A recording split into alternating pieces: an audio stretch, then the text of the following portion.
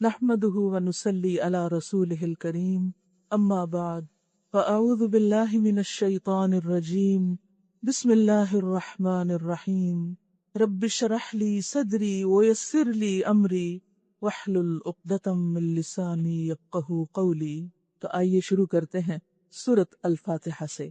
Beginning بسم اللہ الرحمن الرحیم الحمد للہ رب العالمین الرحمن الرحیم مالک یوم الدین ایاک نعبد و ایاک نستعین اہدنا الصراط المستقیم صراط الذین انعمت علیہم غیر المغضوب علیہم ولا الضالین آمین۔ اللہ کے نام سے جو رحمان اور رحیم ہے۔ تعریف اللہ ہی کے لیے ہے جو تمام کائنات کا رب ہے، یعنی صرف میرا اور آپ کا ہی نہیں، پوری دنیا کا، ہول یونیورس اسی نے پیدا کی۔ وہی خالق ہے، وہی اس سب کا مالک ہے، وہی اس کی تدبیر کرنے والا ہے، وہی اس کو سسٹین کر رہا ہے۔ الرحمن الرحیم، بہت مہربان اور بار بار رحم فرمانے والا ہے۔ روز جزا کا مالک ہے، یعنی صرف دنیا ہی کا نہیں، آخرت کا بھی۔ صرف ہمارے اعمال کو دیکھ ہی نہیں رہا بلکہ ان پر جزا اور سزا دینے پر بھی پوری طرح قادر ہے۔ ایاک نعبد و ایاک نستعین، ایسی ہی ہستی اس بات کی مستحق ہے کہ انسان اس کے آگے جھک جائے، لہٰذا ہم بھی یہی کہتے ہیں، ہم بھی اسی بات کا اقرار اور اظہار کرتے ہیں۔ کیا؟ ایاک نعبد و ایاک نستعین، ہم تیری ہی عبادت کرتے ہیں اور تجھی سے مدد مانگتے ہیں۔ ہمارا سر تیرے ہی آگے جھکے گا، ہمارا دل تیرے ہی آگے جھکے گا، اور ہم تجھی سے مانگیں گے دنیا اور آخرت کی تمام بھلائیاں، اس لیے کہ تو سارے خزانوں کا مالک ہے، تو سب کچھ دینے پہ قادر ہے۔ اہدنا الصراط المستقیم، تو ہمیں سیدھا راستہ دکھا دے جس پر چل کر ہم اپنی آخرت کی منزل کو پہنچ جائیں، جنت تک پہنچ جائیں، تیری رضا تک پہنچ سکیں۔ ان لوگوں کا راستہ جن پر تو نے انعام فرمایا، جن سے تو خوش ہو گیا، جن سے تو راضی ہو گیا، جو تیری نظر میں کامیاب ہو گئے، ہمیں بھی ان لوگوں میں شامل کر دے اور انہی کے طریقے پر چلا۔ غیر المغضوب علیہم، ان کا راستہ نہیں جن سے تو ناراض ہوا، جن پر تیرا غضب ہوا، ولا الضالین، اور جو بھٹکے ہوئے نہیں ہیں، ان کا راستہ بھی نہیں چاہیے کہ جو اپنا راستہ کھو چکے ہیں، جو سیدھا راستہ چھوڑ چکے ہیں، کیونکہ اللہ نے ڈے ون سے، جب سے انسان کو اس دنیا میں بھیجا، انسانوں کی ہدایت کا انتظام کیا۔ آدم علیہ السلام کے ساتھ ہدایت بھیجی اور پھر واضح طور پر بتا دیا کہ جو میری ہدایت کی پیروی کرے گا اس پر نہ کوئی خوف ہوگا نہ غم ہوگا، اور وہی دراصل کامیاب ہوگا۔ لہٰذا بے حد ضروری ہے کہ ہم بھی اسی ہدایت پر چلیں اور ہدایت کا راستہ ملنے کے بعد کسی قیمت پر بھی اس کو نہ چھوڑیں۔ آمین۔ اے اللہ تو ہماری دعا قبول فرما اور ہمیں ہدایت سے سرفراز فرما۔ سورۃ البقرہ مدنی سورت ہے۔ بسم اللہ الرحمن الرحیم الف لام میم ذالک الکتاب لا ریب فیہ ھدی للمتقین۔ الف لام میم، یہ اللہ کی کتاب ہے، یہ اللہ کی کتاب ہے، اس میں کوئی شک نہیں، گویا اس میں جو کچھ ہے بالکل سچ ہے، 100% سچ ہے۔ ھدی للمتقین، ہدایت ہے تقوی والوں کے لیے کہ جن کے دل جاگے ہوئے ہیں، جو ہدایت چاہتے ہیں، جو ہدایت کے طلبگار ہیں، جو ہدایت کی تمنا رکھتے ہیں۔ یہ کتاب ان کو ہدایت دیتی ہے، لیکن ہیں وہ کون؟ ان کی خصوصیات کیا ہیں؟ الذین یؤمنون بالغیب، وہ جو غیب پر ایمان رکھتے ہیں، ویقیمون الصلاۃ، اور نمازوں کی پابندی کرتے ہیں، نماز قائم کرتے ہیں، اوقات کی پابندی، خشوع و خضوع، تمام شرائط کی پابندی کے ساتھ نماز ادا کرتے ہیں۔ وَمِمَّا رَزَقْنَاهُمْ يُنْفِقُونَ، اور اس میں سے جو ہم نے ان کو رزق دیا ہے وہ خرچ کرتے ہیں، وہ دوسروں کے ساتھ شیئر کرتے ہیں، وہ اللہ کا دیا ہوا صرف خود ہی سمیٹ کر نہیں بیٹھ جاتے بلکہ وہ اللہ کے راستے میں، اللہ کے بندوں پر، اللہ کی مخلوق پر خرچ کرتے ہیں۔ اور جو کتاب تم پر نازل کی گئی یعنی قرآن مجید، اور جو کتابیں تم سے پہلے نازل کی گئی تھیں، ان سب پر ایمان لاتے ہیں کیونکہ وہ بھی اللہ کی طرف سے تھیں۔ یہ ہیں متقی لوگ، اور وہ آخرت پر پورا یقین رکھتے ہیں کہ ایک دن آئے گا جب ہمیں ہمارے اعمال دکھائے جائیں گے، اور ہمیں ان اعمال کو صرف دکھایا نہیں جائے گا، ان پر بدلہ بھی دیا جائے گا۔ ایسے لوگ اپنے رب کی طرف سے راہ راست پر ہیں، سیدھے راستے پر ہیں، اور وہی کامیاب ہونے والے ہیں۔ کامیابی، سکسیس، ہر شخص کی تمنا کہ ہم کامیاب ہو جائیں۔ کوئی بھی شخص ناکام نہیں ہونا چاہتا کسی بھی چیز میں۔ کامیابی کیا ہے؟ کسی چیز کو پا لینے کا نام۔ کس چیز کو پانے کا؟ اپنے مطلوب کو، اپنے مقصود کو، اپنے محبوب کو، اپنی پیاری چیز کو، جس چیز کی انسان تمنا رکھتا ہے، جس کی خواہش رکھتا ہے، جب وہ مل جاتی ہے، اچیو کر لیتا ہے، تو انسان کہتا ہے اب میں کامیاب ہو گیا۔ لیکن آپ نے دیکھا ہوگا کہ انسان کی تمنائیں بدلتی رہتی ہیں، ایک کے بعد ایک تمنا، ایک کے بعد ایک خواہش۔ جب ایک چیز مل جاتی ہے تو دوسرے کی خواہش، دوسری مل جاتی ہے تو تیسرے کی، اور یہ لامحدود تمنائیں ہوتی ہیں۔ اور اگر ان میں سے کوئی چیز انسان کو نہیں ملتی تو انسان سمجھتا ہے میں ناکام ہو گیا۔ لیکن حقیقت یہ ہے کہ کامیابی اور ناکامی کی یہ ڈیفینیشن ہماری بنائی ہوئی ہے۔ اصل میں کامیاب وہ نہیں کہ جو دنیا کی چند چیزوں کو پا کر سمجھے کہ میں کامیاب ہو گیا، اور اصل ناکام وہ بھی نہیں جو دنیا کی چند چیزوں کے نقصان کی وجہ سے یہ سمجھے کہ اس کو کچھ نہیں ملا۔ حقیقت یہ ہے کہ کامیاب وہ ہے جس کے بعد اسے کسی ناکامی کو نہ دیکھنا۔ کامیابی اصل میں وہ کامیابی ہے جس کے بعد کوئی ناکامی نہیں، اور وہ کامیابی دنیا میں ہو نہیں سکتی، اس لیے کہ دنیا کی ہر چیز فنا ہونے والی ہے، ہر چیز ختم ہو جانے والی ہے۔ آپ کی تمنا ہے کہ آپ ایک گھر خرید لیں، آپ ایک بہترین ولا خرید لیتے ہیں، آپ بہت خوش ہوتے ہیں کہ میں کامیاب ہو گیا، لیکن کچھ عرصے کے بعد کیا ہوتا ہے؟ سیلاب آتا ہے اور گھر بہہ جاتا ہے، زلزلہ آتا ہے، گھر گر جاتا ہے، حالات ایسے ہوتے ہیں کہ گھر بیچنا پڑ جاتا ہے۔ اب کدھر گئی وہ آپ کی کامیابی؟ کہاں گیا وہ سب کچھ؟ کیا آپ واقعی کامیاب ہیں؟ اسی طرح کوئی بھی چیز جس کو آپ نے اپنی زندگی کا مقصد بنا رکھا ہے، جس کے بارے میں آپ یہ سمجھتے ہیں کہ اس کو پا کر آپ کامیاب ہو گئے، کوئی کسی انسان کو پا کر کامیاب ہونا چاہتا ہے، کوئی کسی ڈگری کو حاصل کر کے کامیاب ہونا چاہتا ہے، کوئی کسی جاب کو حاصل کر کے کامیاب ہونا چاہتا ہے، کوئی شادی کرنا کامیابی کی علامت سمجھتا ہے، کوئی بچوں کا حصول کامیابی کی علامت سمجھتا ہے۔ لیکن حقیقت یہ ہے کہ ان میں سے جتنی بھی چیزیں ہیں وہ سب کی سب عارضی ہیں، ان کی لذتیں بھی عارضی، ان کی خوشیاں بھی عارضی، اور ان کی سینس آف اچیومنٹ بھی بالکل وقتی، کیونکہ ان کے پانے کے بعد ساتھ ہی مشکلات کا ایک لامتناہی سلسلہ شروع ہو جاتا ہے، اور انسان ابھی اپنی کامیابی کو انجوائے نہیں کر پاتا۔ شادی ہو نہیں پاتی کہ اختلافات شروع ہو جاتے ہیں، بچے ہو نہیں پاتے کہ نیندیں اڑ جاتی ہیں، جاب ملتی نہیں کہ انسان ایک کولو کے بیل کی طرح گھومنے لگتا ہے۔ یہ کامیابیاں تو نہیں جن کو ہم نے کامیابی سمجھ رکھا ہے۔ کامیابی تو وہ ہے جسے اللہ کامیابی قرار دیتا ہے، اور وہ ہے اس بلند منزل جنت کا ملنا، وہ ہے رب کی رضوان، رضامندی کا ملنا۔ جس کو وہ مل گیا وہی دراصل کامیاب ہوا۔ وَذَلِكَ هُوَ الْفَوْزُ الْكَبِيرُ، یہ ہے سب سے بڑی کامیابی۔ لیکن یہ کامیابی کیسے ملتی ہے؟ یہ کامیابی دنیا میں کامیاب ہونے سے نہیں ملتی، یہ کامیابی ملتی ہے اس راستے پر چلنے سے جو راستہ یہ کتاب بتاتی ہے۔ یہ کامیابی ملتی ہے اس کتاب کے ورق گرداننے سے، اور جو باتیں اس میں لکھی ہیں ان کو سمجھ کر ان کے مطابق عمل کرنے سے۔ یہ کامیابی صرف اس وقت حاصل ہوتی ہے جب ہم اس کو مضبوط پکڑ لیں۔ لہٰذا آئیے دیکھتے ہیں کہ اللہ کن کو کامیاب کہتا ہے۔ کامیاب وہ ہیں جو ہدایت پر ہیں۔ ہدایت ان کو ملتی ہے جن کے اندر تقویٰ ہے، جن کے اندر ایمان ہے، جن کے اندر اللہ کی محبت ہے۔ ہم سب اپنے دلوں کو ٹٹولیں، دلوں کا جائزہ لیں، کیا ہمارے دلوں کے اندر وہ کیفیت ہے کہ اللہ کی ذات ہر چیز سے بڑھ کر اہم ہو جائے؟ اور اگر وہ نہیں تو ہم کو اسے اچیو کریں، کیونکہ یہی کی ہے، کی ٹو سکسیس۔ جب تک کی ہاتھ نہیں آئے گی دروازہ نہیں کھلے گا۔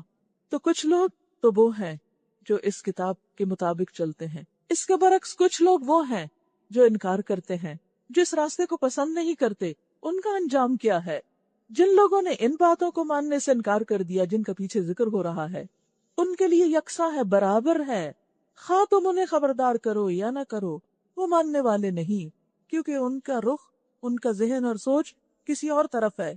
اللہ نے ان کے دلوں اور ان کے کانوں پر مہر لگا دی ہے، اور ان کی آنکھوں پر پردہ پڑ گیا ہے۔ انہیں سچ نظر نہیں آتا، انہیں اصل کامیابی نظر نہیں آتی، وہ دنیا کے دھوکے میں مبتلا ہیں، اور وہ سخت سزا کے مستحق ہیں، کیونکہ اینڈ آف دا ڈے ان کے پاس وہ نہیں ہوگا جس کی وجہ سے وہ جنت میں جا سکیں، لہٰذا وہ ناکام ہو جائیں گے۔ کچھ ایسے بھی ہیں جو ان بٹوین ہیں، نہ پورا ماننے والے ہیں اور نہ پورا انکار کرنے والے. وہ اپنی دنیا کو بھی کامیاب دیکھنا چاہتے ہیں اور اپنی آخرت کو، اور جب دنیا اور آخرت کا مقابلہ آتا ہے تو دنیا کو اوپر لے آتے ہیں، آخرت کو نیچے کر دیتے ہیں. لہٰذا ایسے لوگ حقیقت میں نہ اپنا فائدہ کر رہے ہیں اور نہ کسی اور کا. وہ اللہ اور ایمان والوں کو دھوکہ دیتے ہیں لیکن حقیقت میں وہ خود دھوکے میں ہیں. بعض لوگ ایسے بھی ہیں جو کہتے ہیں کہ ہم اللہ پر اور آخرت کے دن پر ایمان لائے ہیں، حالانکہ در حقیقت وہ مومن نہیں ہیں. وہ اللہ اور ایمان لانے والوں کے ساتھ دھوکہ بازی کر رہے ہیں. کس طرح کہ ان کو دکھاتے ہیں کہ ہم بڑے مومن ہیں، حالانکہ حقیقت میں ایمان اندر کچھ بھی نہیں، مگر دراصل وہ خود ہی اپنے آپ کو دھوکے میں ڈالے ہوئے ہیں اور انہیں اس کا شعور نہیں. ان کے دلوں میں ایک بیماری ہے، کیا؟ دنیا کی محبت کی، دنیا کی کامیابیوں کی خواہش کی، جسے اللہ نے اور زیادہ بڑھا دیا. اور جو جھوٹ وہ بولتے ہیں کہ ہم ایمان رکھتے ہیں اور ہم بھی مسلمان ہیں اور ہم بھی اللہ کو مانتے ہیں اور ہم بھی آخرت کی فکر کرتے ہیں، حالانکہ عمل میں کہیں نظر نہیں آتا، تو جو جھوٹ وہ بولتے ہیں اس کی پاداش میں ان کے لیے دردناک سزا ہے. جب کبھی ان سے کہا گیا کہ زمین میں فساد برپا نہ کرو تو انہوں نے یہی کہا کہ ہم تو اصلاح کرنے والے، ہم تو بڑے اچھے کام کر رہے ہیں. خبردار، حقیقت میں یہی لوگ فسادی ہیں مگر انہیں شعور نہیں. اور جب ان سے کہا گیا کہ جس طرح دوسرے لوگ ایمان لائے ہیں اسی طرح تم بھی ایمان لاؤ، تو انہوں نے یہی جواب دیا، کیا ہم بے وقوفوں کی طرح ایمان لائیں؟ آخرت کے لیے کام کرنے والے ان کو بے وقوف نظر آتے ہیں، اور عقل مند کون؟ جو چند دن کے فائدوں کے لیے کام کریں. خبردار، حقیقت میں تو یہ خود بے وقوف ہیں مگر یہ جانتے نہیں ہیں. جب یہ اہل ایمان سے ملتے ہیں تو کہتے ہیں کہ ہم ایمان لائے ہیں، اور جب علیحدگی میں اپنے شیطانوں سے ملتے ہیں تو کہتے ہیں کہ اصل میں تو ہم تمہارے ساتھ ہیں، جیسا دیس ویسا بھیج، جس کے پاس گئے اسی کے بن گئے. ہر ایک کو خوش رکھنے کی کوشش کرتے ہیں، اور ان لوگوں سے تو ہم محض مذاق کر رہے ہیں، یعنی ایمان والوں کو تو ہم پھول بناتے ہیں. اللہ ان سے مذاق کر رہا ہے اور ان کی رسی دراز کیے جا رہا ہے، یعنی ان کو ڈھیل دے رہا ہے دنیا میں کہ یہ فساد کر رہے ہیں، خرابیاں کرتے ہیں، جھوٹ بولتے ہیں، سب غلط کام کرتے ہیں، اور پھر بھی کامیاب ہوتے چلے جاتے ہیں کیونکہ وہ سمجھتے ہیں کہ کامیابی صرف دنیا کی کامیابی ہے، حالانکہ وہ دھوکے میں ہیں. ان کی تیار کی ہوئی یہ ساری عمارتیں بہت جلد زمین بوس ہونے والی ہیں، اور یہ اپنی سرکشی میں اندھوں کی طرح بھٹکتے چلے جا رہے ہیں کیونکہ جب ان کی پکڑ نہیں ہوتی تو وہ سمجھتے ہیں کہ کچھ بھی فرق نہیں پڑتا. یہ وہ لوگ ہیں جنہوں نے ہدایت کے بدلے گمراہی خرید لی، یعنی گمراہی کو ترجیح دیتے ہیں. مگر یہ سودا، یہ تجارت، یہ بزنس ان کے لیے نفع بخش نہیں، فائدہ نہ ہوگا، پروفیٹیبل نہیں، اور یہ ہرگز صحیح راستے پر نہیں. ان کی مثال ایسی ہے جیسے ایک شخص نے آگ روشن کی، اور جب اس نے سارے ماحول کو روشن کر دیا تو اللہ نے ان کا نور بصارت یعنی ان کی روشنی سلب کر لی، لے لی، اور انہیں اس حال پہ چھوڑ دیا کہ تاریکیوں میں انہیں کچھ نظر نہیں آتا. یہ بہرے ہیں، گنگے ہیں، اندھے ہیں، یہ اب نہیں پلٹیں گے، سنتے ہی کچھ نہیں. کان تو ہیں، سنتے نہیں کیونکہ دل نہیں کھلا، آنکھیں ہیں، دیکھتے نہیں حق کو کیونکہ دل اندھے ہیں، گنگے ہیں، بولتے نہیں، سچ بات منہ سے نہیں نکلتی، اب یہ واپس نہیں پلٹیں گے. تو گویا وہ لوگ جن کے دلوں کے اندر دنیا کی محبت ہو اور دنیا کے لالچ اور خواہشات نے ان کو اندھا کر رکھا ہو، پھر ان کو حق نظر نہیں آتا، ان کو دلائل سمجھ نہیں آتے، اور حق کی طرف ان کا دل مائل نہیں ہوتا. اور یہ کیوں ہوتا ہے؟ یہ اس وقت ہوتا ہے جب انسان اللہ کو پیچھے کر دے اور دنیا کو آگے لے آئے. حالانکہ اللہ نے ہم کو پیدا کیا، اللہ نے ہاتھ پاؤں دیے، اللہ نے رزق دیا، ساری نعمتیں اس نے بنائی، یہ آسمان اس نے بنایا، یہ زمین اس نے پھیلائی، اور اس کو چھوڑ کر انسان مخلوق کے پیچھے دوڑے، اس کو چھوڑ کر انسان مخلوق سے امپریس ہو، متاثر ہو اور اس کے آگے جھکے، تو پھر ایسے لوگوں کے لیے کامیابی کہاں سے ہو سکتی ہے؟ یا پھر ان کی مثال یوں سمجھو کہ آسمان سے زور کی بارش ہو رہی ہے، یعنی اسلام کی تعلیمات آ رہی ہیں، وحی اتر رہی ہے، اور اس کے ساتھ اندھیری گھٹا اور کڑک اور چمک بھی ہے، کیونکہ اللہ تعالیٰ کے احکامات میں بعض مشکل مقامات بھی آتے ہیں. یہ بجلی کے کڑاکے سن کر، یعنی سخت احکامات سن کر، اپنی جانوں کے خوف سے کانوں میں انگلیاں ٹھونسے لیتے ہیں، اور اللہ ان منکرین حق کو ہر طرف سے گھیرے میں لیے ہوئے ہیں، یعنی یہ کہیں بھاگ کے نہیں جا سکتے. یعنی اب آپ دیکھیے کہ ہمارے پاس کوئی تھرڈ آپشن نہیں. ایک یہ ہے کہ اللہ کے آگے انسان جھک جائے اس کو بڑا سمجھ کر کہ وہ بڑا ہے، میں چھوٹا ہوں، جو وہ کہے گا میں وہ مانوں گا. دوسرا یہ کہ انسان اپنی عقل کو بڑا سمجھے اور دین کے احکامات کو حقیر سمجھے اور اس لیے ان کا انکار کرے. اور دونوں کا انجام بالکل مختلف ہے. ماننے والوں کا انجام اور ہے، نہ ماننے والوں کا اور ہے. اب اگر انسان سمجھے کہ وہ نہ مان کر کہیں بھاگ نکلے گا تو بھاگے، اس زمین سے کہیں بھاگ کر جائے، اس آسمان سے کہیں باہر نکل کے جائے، کہاں جا سکتے ہیں ہم؟ سوچئے، بھاگیے بھاگیے بھاگیے، میں اللہ کی بات نہیں سننا چاہتی، میں اللہ کی بات نہیں ماننا چاہتی. اچھا، نہ مانے، نہ سنے، نہ پڑھے، نہ عمل کرے، کچھ نہیں کرے، چلیے پھر نکلے کہیں، چھڑائیں اپنا پیچھا، جائیں کہیں. ہے کوئی جگہ، ہے کوئی پناہ دینے والا اللہ سے؟ کوئی بھی تو نہیں. کہاں جائیں گے؟ واپسی بھی اسی کی طرف ہے، کیونکہ آئے جو وہیں سے ہیں، اسی نے پیدا کیا، اسی کی طرف سمیٹے جائیں گے، اس سے بھاگ نہیں سکتے. لہٰذا ہماری کامیابی اس میں ہے کہ ہم اللہ کو بڑا مان لیں، اس پر ایمان لے آئیں اور اس کے آگے جھک جائیں اور اس کے احکامات کو ہر چیز سے زیادہ اہمیت دیں اپنی زندگی میں. چمک سے ان کی حالت یہ ہو رہی ہے کہ گویا ان قریب بجلی ان کی بصارت یعنی آنکھیں اچک لے جائے گی. اندھیرے میں تیز بجلی چمکتی ہے تو یوں لگتا ہے جیسے آنکھیں اندھی ہو جائیں گی، یعنی اسلام کی روشنی کو یہ برداشت نہیں کر سکتے. جب ذرا کچھ انہیں روشنی محسوس ہوتی ہے تو اس میں کچھ دور چل لیتے ہیں، اور جب ان پر اندھیرا چھا جاتا ہے یعنی مشکل وقت آتا ہے، دین پر عمل کرنا مشکل لگتا ہے، تو کھڑے ہو جاتے ہیں. اللہ چاہتا تو ان کی سماعت اور بصارت بالکل ہی ختم کر دیتا، یقیناً وہ ہر چیز پر پوری قدرت رکھتا ہے. پھر فرمایا، یا ایھا الناس اعبدوا ربکم، اے لوگو اپنے رب کی عبادت کرو. کیوں؟ اس کی کیوں عبادت کرے؟ اس لیے کہ الذی خلقکم، اسی نے تو تم کو پیدا کیا ہے، اور صرف تم کو نہیں، والذین من قبلکم، اور ان کو بھی پیدا کیا ہے جو تم سے پہلے گزرے ہیں. وہ تمام انسانوں کا خالق ہے. اور کیوں عبادت کرو؟ کیا تمہاری عبادت کا اللہ کو کچھ فائدہ ہوگا؟ ہرگز بھی نہیں. اس کا فائدہ تو تمہیں کو ہوگا. لعلکم تتقون، تاکہ تم بچ جاؤ، تاکہ تمہارے اندر تقوی پیدا ہو جائے. کس چیز سے بچ جاؤ؟ دنیا میں بھی ناکامی سے اور آخرت میں بھی ناکامی سے. دنیا میں غلط راستوں پر جانے اور بھٹکنے سے، اور آخرت میں برے انجام سے. اللہ کی عبادت کیوں کرنا ہے؟ تاکہ نقصان سے بچ سکیں، ناکامی سے بچ سکیں. کون ہے اللہ؟ الذی جعل لکم الارض فراشا والسماء بناء وانزل من السماء ماء. وہی تو ہے جس نے تمہارے لیے زمین کا فرش بچھایا، آسمان کی چھت بنائی، اوپر سے پانی برسایا، اور اس کے ذریعے سے ہر طرح کی پیداوار نکال کر تمہارے لیے رزق بہم پہنچایا. وہی تو ہے جس کا دیا ہوا تم کھاتے ہو. اگر وہ بارش روک لے تو کون تمہارے پودے اگائے، کون تمہاری فصلیں اگائے؟ وہ رزق نہ برسائے تو کون ہے جو تمہیں کھانے کو لا کر دے؟ بس جب تم یہ جانتے ہو تو دوسروں کو اللہ کا مد مقابل شریک مت ٹھہراؤ، کسی اور کو وہ امپورٹنس نہ دو جو اللہ کی ہے. جب سب کچھ اس نے دیا ہے تو اسی کے شکر گزار بنو، اسی سے منہ پھیرتے ہو. اب دیکھیں کہ دنیا میں اگر کوئی چھوٹا سا بھی ہم پر احسان کرتا ہے تو ہم اس کے گرویدہ ہو جاتے ہیں، اور ہم کہتے ہیں کہ یہ بیڈ مینرز میں سے ہے کہ کوئی ہمارے ساتھ اچھا کرے اور ہم اس کے لیے گریٹفل نہ ہوں. اور گڈ مینرز کیا ہے ہمارے؟ کہ اگر کوئی پین بھی پکڑائے تو ہم کہتے ہیں thank you very much, so kind of you.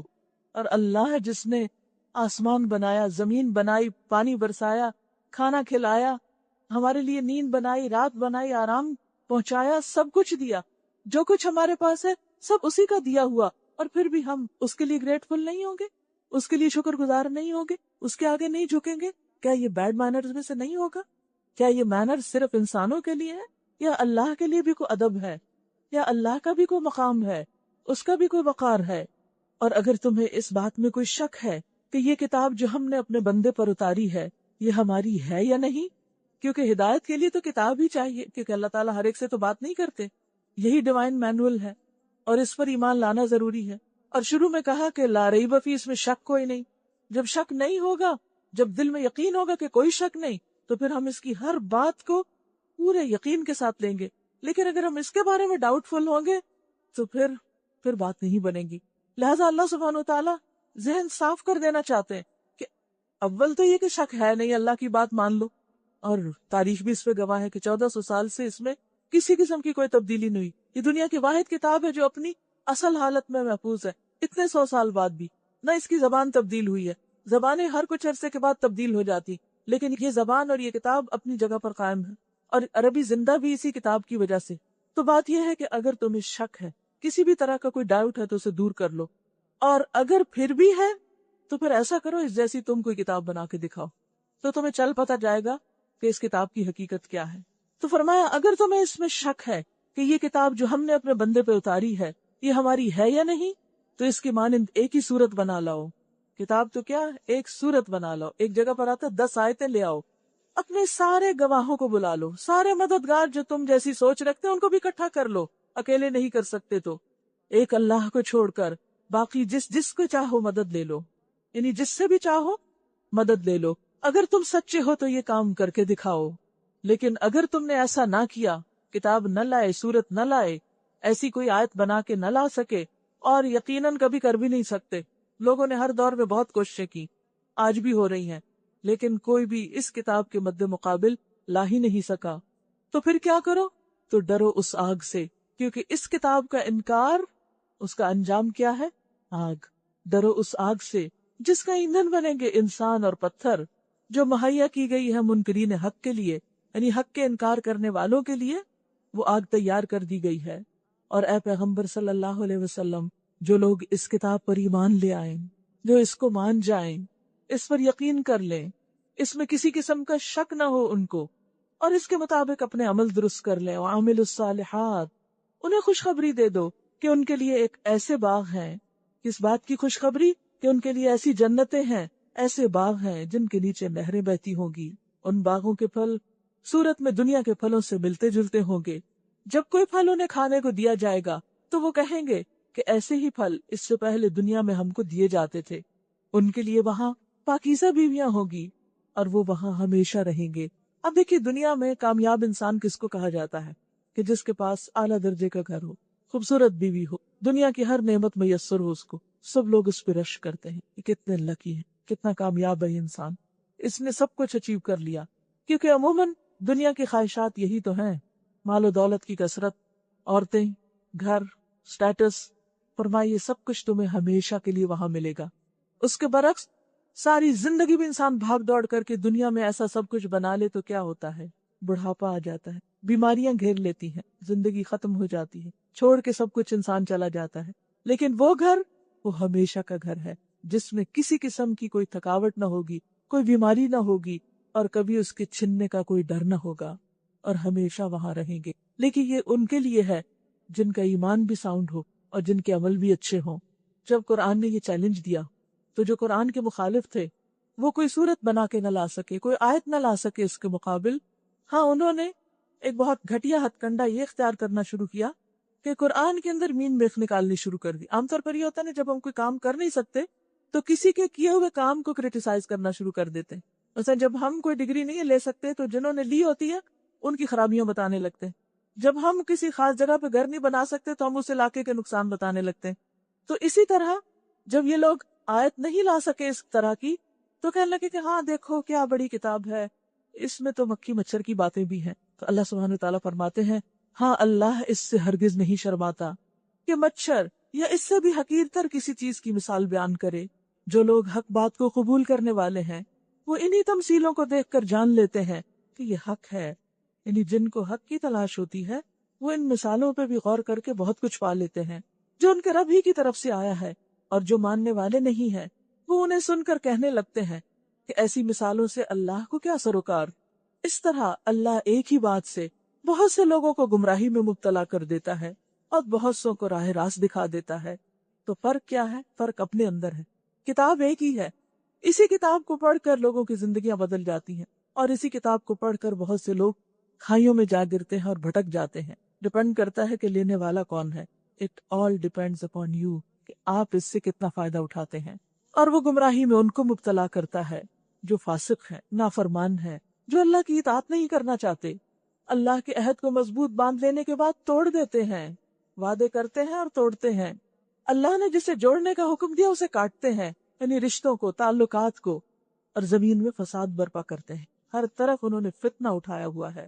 حقیقت میں یہی لوگ نقصان اٹھانے والے ہیں۔ دنیا میں تو انہوں نے دوسروں کی زندگی حرام کی ہے، لیکن آخرت میں ان کا انجام کیا ہوگا کہ ہمیشہ ہمیشہ کے لیے مصیبت میں مبتلا ہوں گے۔ اب ایک طرف کامیاب ہونے والوں کی بات کر دی گئی اور دوسری طرف خاسرون کی بات کر دی گئی۔ پہلے مفلحون کا ذکر ہے، یہاں خاسرون کا ذکر ہے۔ مفلحون کون ہے؟ ان صفات پر بھی گھر جا کے غور کیجئے، اور خاسرون کون ہے ان کو بھی ذہن میں لائیے۔ اور خاسرون میں خاص طور پر وہ لوگ جو اللہ سے کیے ہوئے وعدے توڑ، خواہ ڈائریکٹ اللہ سے کوئی عہد کیا ہو قسم کھا کے یا منت مان کے، یا پھر اللہ کا نام لے کر لوگوں سے کوئی کانٹریکٹ کیا ہو، لوگوں کے ساتھ کوئی عہد کیا ہو، اور اسی طرح جن رشتوں اور تعلقات کو جوڑنا چاہیے ان کو وہ جوڑتے نہیں، ان کو وہ کاٹ دیتے ہیں، اور خاص طور پر اس میں خون کے رشتے، تعلقات۔ پھر فرمایا کیف تکفرون باللہ، کیف تکفرون باللہ وکنتم امواتا، تم اللہ کا انکار کیسے کر سکتے ہو، کیسے نہیں مانتے اس کو؟ اپنے وجود پہ تو غور کرو، تم کچھ نہ تھے، تم مردہ تھے، فاحیاکم، پھر اس نے تمہیں زندگی بخشی، ثم یمیتکم، پھر وہ تم کو موت دے گا، اور جب موت آئے گی کوئی اس کو روک نہ سکے گا۔ روک سکتے ہیں؟ فرعون روک سکا اپنے مرنے کو؟ قارون روک سکا؟ کوئی بھی نہیں روک سکتا۔ یہاں اللہ کی طاقت سامنے آتی ہے اور ہماری کمزوری۔ کیف تکفرون باللہ وکنتم امواتا فاحیاکم، اپنی حقیقت پہ غور کریں، ہم کچھ نہ تھے، اب زندہ ہیں، پھر مر جائیں گے اور پھر دوبارہ اٹھائے جائیں گے۔ ثم یحییکم، پھر وہ تم کو زندگی دے گا۔ ثم الیہ ترجعون، پھر تم سب اسی کی طرف لوٹائے جاؤ گے۔ واپسی بھی وہی ہے، دائیں بائیں نکلنے کا کوئی راستہ نہیں، کوئی ذریعہ نہیں، لہذا کامیابی اسی میں ہے کہ یہاں اس کو راضی کر کے اس کی مرضی کے مطابق زندگی بسر کی جائے۔ وہی تو ہے جس نے تمہارے لیے زمین کی ساری چیزیں پیدا کی، اس کو نہیں مانو گے؟ جس نے ہر چیز اگائی۔ ذرا جائیے کسی بھی ایسے سٹور پر جس میں ویجیٹیشن ہو، یعنی جو کچھ زمین میں اگتا ہے وہ سب کچھ تو کسی ایک سٹور میں آپ کو ملے گا بھی نہیں۔ مثلا بلک بار پہ چلے جائیے اور جا کے صرف اس نظر دیکھیے اللہ نے کیا پیدا کیا۔ میں جب کبھی کسی فوڈ سٹور پہ جاتی ہوں یا کسی ایسی جگہ پر، تو ضرورت کی چیز تو جو ہوتی ہے میں ہر ایک چیز کا سائز، اس کی شکل، اس کی شیپ دیکھتی ہوں، یہ بھی اللہ نے پیدا کی، یہ بھی اللہ نے پیدا کی۔ صرف اگر آپ رائس کی لائن میں چلے گئے نا، کتنی ورائٹی ہے، کتنی شکلیں، اگر آپ لا کے کسی پورے کمرے میں پھیلا دے چیزیں تو بھی آپ اندازہ نہیں کر سکتے۔ پھر ہر علاقے کی پیداوار مختلف ہے، اتنی ورائٹی، اور ہر چیز کی الگ خوشبو، اس کے الگ فائدے، ذائقے۔ اور آپ دیکھیے کہ جب مثال کے طور پر اگر آپ کسی ایک چھوٹی سی بیماری میں مبتلا ہوتے، پچھلے دنوں ایسے کچھ لوگوں کو کھانسی ہو رہی تھی کلاس میں، تو میں نے پوچھنا شروع کیا، اچھا کھانسی کا علاج بتائیں۔ بے شمار لوگوں نے بے شمار کھانے کی چیزیں بتائیں، یہ کھا لے تو کھانسی ٹھیک ہو جائے گی، یہ اور یہ اور یہ۔ تو میں اس وقت حیران ہوگی کہ اللہ نے صرف ایک مرض کے لیے اتنی ساری چیزیں پیدا کر۔ یہ ہماری جہالت ہے، لا علمی ہے کہ ہمیں پتہ نہیں، ہم آنکھیں نہیں کھولتے، ہم غور نہیں کرتے۔ ہم اگر اپنے بچوں کو بازار لے کے بھی جاتے ہیں تو کیا کرتے ہیں؟ وہاں جا کے کیا دکھاتے؟ غور و فکر کا موقع تو نہیں دیتے۔ ذرا لے جائیے ایک دن ٹرپ اور دکھائیے ان کو اللہ نے کتنی قسم کے چاول، کتنی قسم کی دالیں، کتنے قسم کے مختلف فروٹس جو ہیں وہ پیدا کیے ہیں۔ کسی گروسری سٹور پہ چلے جائیے، صرف ایپل ہی کی قسمیں دیکھیے، اورنجز کو دیکھیے، لیمن ہی کو دیکھیے، سبزیوں کو دیکھیے، صرف مرچ کی قسمیں اور مرچ کے رنگ دیکھیے۔ یہ سب کچھ کس نے بنایا؟ کیا یہ خود سے خود پیدا ہو گیا؟ کیا ان کا ڈیزائن آپ نے کیا تھا؟ کیا کسی آرٹسٹ نے ان میں رنگ بھرا تھا؟ یہ سب کچھ کرنے والا صرف ایک ہے، اور وہ اللہ ہے۔ وہی تو ہے جس نے تمہارے لیے زمین کی ساری چیزیں پیدا کی، پھر اوپر کی طرف توجہ فرمائی اور 7 آسمان استوار کیے، اور وہ ہر چیز کا علم رکھنے والا ہے۔ کیا ہے کوئی اور جو ہر چیز کا علم رکھتا ہو؟ سوچئے، کوئی سائنٹسٹ، کوئی ہسٹورین، کوئی پروفیسر یونیورسٹی کا، کوئی بڑے سے بڑا عالم، کوئی دین اور دنیا کا جاننے والا ساری زندگی بھی لگا دے تو علم کا اتنا بھی نہیں پا سکتا جتنا سمندر کے مقابلے میں ایک قطرہ ہوتا ہے، اور اس کے مقابلے میں اللہ کا علم ہر چیز کو جانتا ہے۔ پھر اس کی نہیں مانیں گے، اس کو چھوڑ کر اوروں کے پاس جائیں گے، اوروں کی باتیں سنیں گے، اوروں کی باتوں پہ سر دھنیں گے، ان کے اطاعت گزار بنیں گے۔ کیونکہ ہوتا ہمارے ساتھ یہی ہے کہ ہم انسانوں کے بنائے ہوئے فلسفے پڑھتے سنتے ہیں، متاثر ہو جاتے ہیں، قرآن کو بھول جاتے ہیں اور اس کا مذاق اڑانے لگتے ہیں، اور باقی لوگوں کی باتوں کو سر اور دل پہ رکھ لیتے ہیں۔ تو بات یہ ہے کہ لوٹنا ہمیں اس علیم و خبیر ہی کی طرف چاہیے۔ اب یہاں سے اگلی آیات میں انسان کی کریشن کی سٹوری بتائی جا رہی ہے کہ تم کیسے آئے زمین پر۔ زمین و آسمان تو اللہ نے بنائے، اس میں سب چیزیں تو اس نے بنائی۔ جب باقی سب اس نے بنایا تو تم خود سے کیسے بن سکتے؟ تمہیں بھی اسی نے بنایا۔ دیکھو کیسے بنایا، کتنے اہتمام سے بنایا، کتنی عزت تمہیں دی، کیسا بڑا مقام دیا۔ اپنے آپ کو پہچانو۔ وَإِذْ قَالَ رَبُّكَ لِلْمَلَائِكَةِ إِنِّي جَاعِلٌ فِي الْأَرْضِ خَلِيفَةً۔ پھر ذرا اس وقت کا تصور کرو، وہ وقت یاد کرو جب تمہارے رب نے فرشتوں سے کہا تھا کہ میں زمین میں ایک خلیفہ بنانے والا ہوں۔ انہوں نے عرض کیا، کیا آپ زمین میں کسی ایسے کو مقرر کرنے والے ہیں جو اس کے انتظام کو بگاڑ دے گا؟ کیونکہ اس کو آزادی دی جا رہی ہے، اور خون ریزیاں کرے گا، خون بہائے گا، قتل و غارت کرے گا۔ آپ کی حمد و ثنا کے ساتھ تسبیح اور آپ کی تقدیس تو ہم کر ہی رہے ہیں۔ ہم آپ کی عبادت کر ہی رہے ہیں۔ فرمایا میں جانتا ہوں جو کچھ تم نہیں جانتے۔ اس کے بعد اللہ نے آدم علیہ السلام کو ساری چیزوں کے نام سکھا دیے، پھر انہیں فرشتوں کے سامنے پیش کیا اور فرمایا اگر تمہارا خیال صحیح ہے جو تم کہہ رہے ہو تو ذرا ان چیزوں کے نام بتاؤ۔ تم حمد و ثنا تو کر رہے ہو، تسبیح کر رہے ہو، لیکن ذرا جو کچھ میں نے پیدا کیا ان چیزوں کے نام تو بتاؤ۔ انہوں نے عرض کیا نقص سے پاک تو آپ ہی کی ذات ہے، سبحانک لا علم لنا الا ما علمتنا، ہم تو بس اتنا ہی علم رکھتے ہیں جتنا آپ نے ہم کو دے دیا ہے۔ انک انت العلیم الحکیم، حقیقت میں سب کچھ جاننے اور سمجھنے والا آپ کے سوا کوئی نہیں، سارا علم تو تیرے ہی پاس ہے۔ تو گویا اللہ نے انسان کو علم کے اعتبار سے فرشتوں سے بھی بہتر بنایا اور انسان کو وہ سکھایا جو فرشتوں کو نہیں سکھایا تھا۔ یہاں سے پتہ چلتا ہے کہ انسان کی تخلیق کا مقصد صرف تسبیح اور ذکر ہی نہیں، بلکہ اللہ کی پیدا کی ہوئی اس کائنات، اس کی کریشن پر غور و فکر اور ان چیزوں کو ایکسپلور کرنا اور ان سے بہترین فائدہ اٹھانا بھی ہے۔ پھر اللہ نے آدم سے کہا تم انہیں ان چیزوں کے نام بتاؤ۔ جب اس نے ان کو ان سب کے نام بتا دیے، آدم علیہ السلام نے فر سب کچھ بتا دیا، تو اللہ نے فرمایا میں نے تم سے کہا نہ تھا کہ میں آسمانوں اور زمین کی وہ ساری حقیقتیں جانتا ہوں جو تم سے مخفی ہیں۔ جو کچھ تم ظاہر کرتے ہو وہ بھی مجھے معلوم ہے، اور جو کچھ تم چھپاتے ہو اسے بھی میں جانتا ہوں۔ گویا اللہ کا علم صرف ظاہری چیزوں کا نہیں، بلکہ اس کا علم چھپی ہوئی چیزوں کے بارے میں بھی ہے جو انسان کی ریچھ سے باہر ہیں۔ پھر جب ہم نے فرشتوں کو حکم دیا کہ آدم کے آگے جھک جاؤ تو سب جھک گئے، مگر ابلیس نے انکار کر دیا اور وہ اپنی بڑائی کے گھمنڈ میں پڑ گیا، تکبر کر لیا اور نافرمانوں میں شامل ہو گیا۔ تو ابلیس کا سب سے پہلا قصور کیا تھا؟ ابلیس کو کس چیز نے ذلیل کیا؟ تکبر نے۔ پھر ہم نے آدم سے کہا کہ تم اور تمہاری بیوی دونوں جنت میں رہو اور یہاں بافراغت جو چاہو کھاؤ، مگر اس درخت کا رخ نہ کرنا۔ اب ٹیسٹ ہوتا ہے، کیونکہ جس کے پاس علم ہوتا ہے اس کا امتحان ہوتا ہے، ورنہ ظالموں میں شمار ہو گئے۔ آخر کار شیطان نے ان دونوں کو اس درخت کی ترغیب دے کر ہمارے حکم کی پیروی سے ہٹا دیا۔ علم خواہ کتنا بھی ہو، انسان پھر بھی خطرے میں ہے، دشمن ہر وقت آس پاس ہے، انسان کو اس کا علم نہیں بچاتا۔ علم کی وجہ سے انسان کا دل دماغ روشن ضرور ہوتا ہے، لیکن علم آنے کا مطلب، صاحب علم ہونے کا مطلب یہ نہیں ہوتا کہ انسان اب کوئی غلطی نہیں کرے گا، یا وہ پھسلے گا نہیں، یا وہ شیطان کے پندے میں نہیں آئے گا۔ شیطان کا خطرہ ہر ایک کو ہے اور ہر ایک کو محسوس کرنا چاہیے، خواہ کوئی جاہل ہے یا عالم ہے۔ اور شیطان نے آہستہ آہستہ وسوسے ڈال کر صاحب علم آدم کو اس امتحان میں کامیاب ہونے سے روک دیا۔ وہ ان کے لیے آزمائش بن گیا اور انہیں جنت سے نکلوا دیا اور انہیں اس حالت سے نکلوا کر چھوڑا جس میں وہ تھے۔ ہم نے حکم دیا کہ اب تم سب یہاں سے اتر جاؤ، تم ایک دوسرے کے دشمن ہو، یعنی انسان کا دشمن شیطان اور شیطان کا دشمن انسان، یا پھر انسان انسان کا دشمن۔ انسان انسان کے لیے آزمائش، انسان انسان کے لیے فتنہ۔ اور یہ ایک بہت بڑی حقیقت ہے کہ دنیا میں آنے کے ساتھ ہی ہر دور میں ہر ایک کا ہر جگہ امتحان ہے، علم والوں کا بھی امتحان ہے اور بے علم والوں کا بھی امتحان ہے۔ ہم نے حکم دیا کہ اب تم سب یہاں سے اتر جاؤ، تم ایک دوسرے کے دشمن ہو اور تمہیں ایک خاص وقت تک زمین میں ٹھہرنا ہے اور وہیں زندگی بسر کرنا ہے۔ اب انسان زمین پر آ گیا۔ اس وقت آدم نے اپنے رب سے چند کلمات سیکھ کر توبہ کی، جس کو اس کے رب نے قبول کر لیا، کیونکہ وہ بڑا معاف کرنے والا اور رحم فرمانے والا ہے۔ تو اس سے پتہ یہ چلتا ہے کہ غلطی تو ہوگی، لیکن مرنے تک توبہ کا دروازہ بھی کھلا ہے۔ جتنی بھی بڑی غلطی ہو جائے، انسان جب بھی پلٹ آئے اللہ کو تواب الرحیم پائے گا۔ ہم نے کہا تم سب یہاں سے اتر جاؤ، پھر جو میری طرف سے کوئی ہدایت تمہارے پاس پہنچے، جو میری ہدایت کی پیروی کریں گے ان کے لیے خوف اور رنج نہ ہوگا۔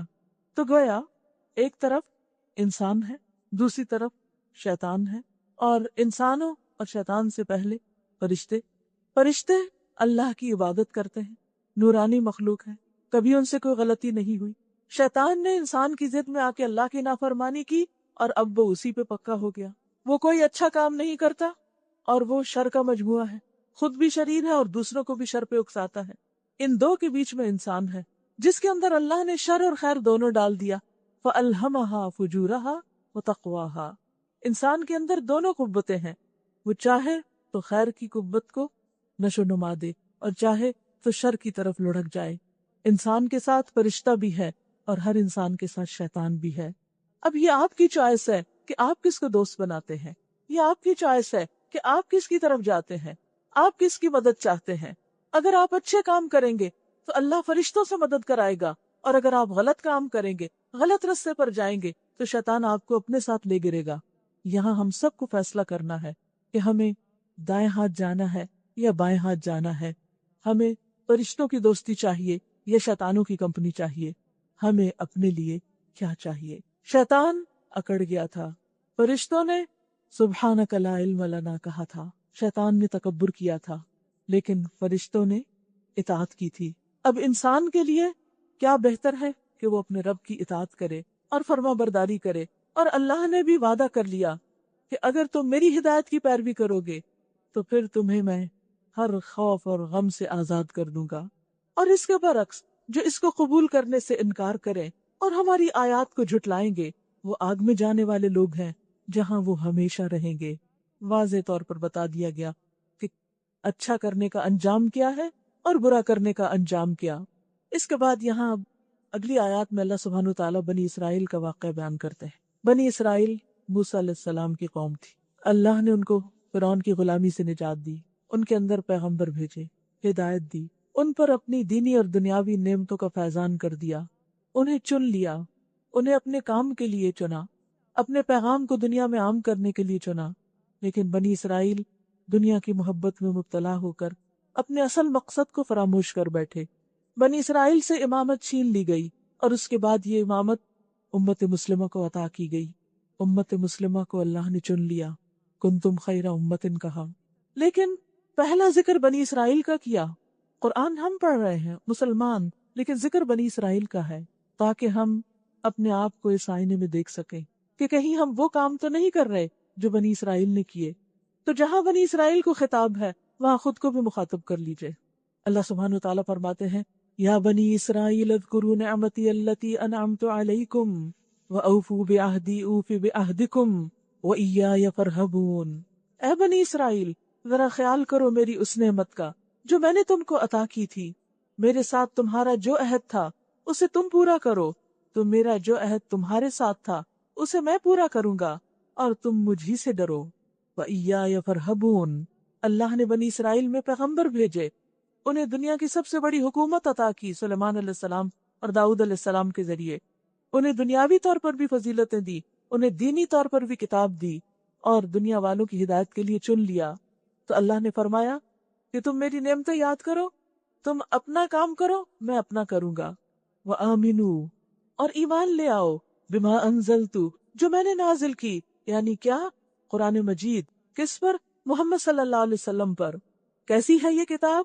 مصدقا لما معکم، یہ اس کی تائید ہے جو تمہارے پاس ہے، یہ کوئی نئی چیز نہیں، یہ اسی کو اتھینٹیکیٹ کر رہی ہے، اسی کو کنفرم کر رہی ہے جو تمہارے پاس پہلے سے موجود ہے، لہٰذا سب سے پہلے تم ہی اس کے منکر نہ بن جاؤ، تم اس کا انکار نہ کرو، تھوڑی قیمت پر میری آیات کو بیچ نہ ڈالو، اور میرے غضب سے بچو، باطل کا رنگ چڑھا کر حق کو مشتبہ نہ بناؤ، اور نہ جانتے بوجھتے حق کو چھپانے کی کوشش کرو۔ یہاں حق سے مراد نبی صلی اللہ علیہ وسلم کی نبوت اور آپ کا لایا ہوا پیغام ہے۔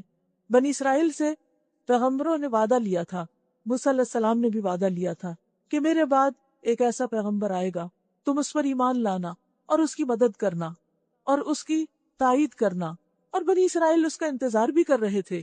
لیکن جب محمد الرسول اللہ صلی اللہ علیہ وسلم آ گئے اور انہوں نے ان کو پہچان بھی لیا تو انہوں نے ان کا ساتھ دینے کی بجائے ان کا انکار کر دیا، صرف اس بنا پر کہ وہ ان کی قوم میں سے نہیں آئے، وہ عربوں میں سے آ گئے، حسد کا شکار ہو گئے، اور وہی کیا جو ابلیس نے کیا تھا کہ حسد کا شکار ہو گیا تھا۔ اور پھر یہ کہ انہوں نے یہ سمجھا کہ اگر ہم محمد صلی اللہ علیہ وسلم کی بات مان لیں گے تو پھر شاید ہم ان کے مقابلے میں چھوٹے ہو جائیں، تکبر کا شکار بھی ہو گئے، لہٰذا حق کا انکار کر بیٹھے۔ آج بھی آپ دیکھیے کہ حق جب سامنے آتا ہے تو اس کا انکار اسی بنا پر کیا جاتا ہے کہ انسان اپنے آپ کو بڑی چیز سمجھتا ہے، اپنے آپ کو زیادہ عقل مند سمجھتا ہے، اور حق کو چھوٹا سمجھ کر یا حق لانے والے کو چھوٹا سمجھ کر اس کی بات نہیں مانتا۔ تو فرمایا باطل کا رنگ چڑھا کر حق کو مشتبہ نہ بناؤ، اور نہ جانتے بوجھتے حق کو چھپانے کی کوشش کرو۔ یعنی حق کو لوگوں کے سامنے واضح کرو، نماز قائم کرو، زکوٰۃ دو، اور جو لوگ میرے آگے جھک رہے ہیں ان کے ساتھ تم بھی جھک جاؤ. یعنی جو لوگ نبی صلی اللہ علیہ وسلم کے ساتھ مل کر نماز پڑھتے ہیں تم بھی انہی کے ساتھ جا کر نماز پڑھو. تم دوسروں کو تو نیکی کا راستہ اختیار کرنے کے لیے کہتے ہو، کیونکہ اس دور کے بنی اسرائیل آج کل کے اسکالرز کی طرح تھے. تو مختلف طرح کے اسکالرز لوگوں کو کیا کہتے ہیں کہ ہاں تم اچھے اچھے کام کرو، لیکن بعض اوقات وہ خود وہ نہیں کر رہے ہوتے جو دوسروں کو کہہ رہے ہوتے ہیں. یہی حال بنی اسرائیل کا تھا کہ تم دوسروں کو نیکی کا کہتے ہو مگر اپنے آپ کو بھول جاتے ہو، حالانکہ تم کتاب کی تلاوت کرتے ہو. تو اس سے یہ پتہ چلتا ہے کہ کتاب کی تلاوت کرنے والوں کو کیا کرنا چاہیے؟ کتاب پر عمل کرنا چاہیے. قرآن اس لیے نہیں پڑھا جاتا کہ صرف اس سے برکت اور فضیلت حاصل ہو، قرآن اس لیے پڑھا جاتا ہے کہ اس پر عمل کیا جائے.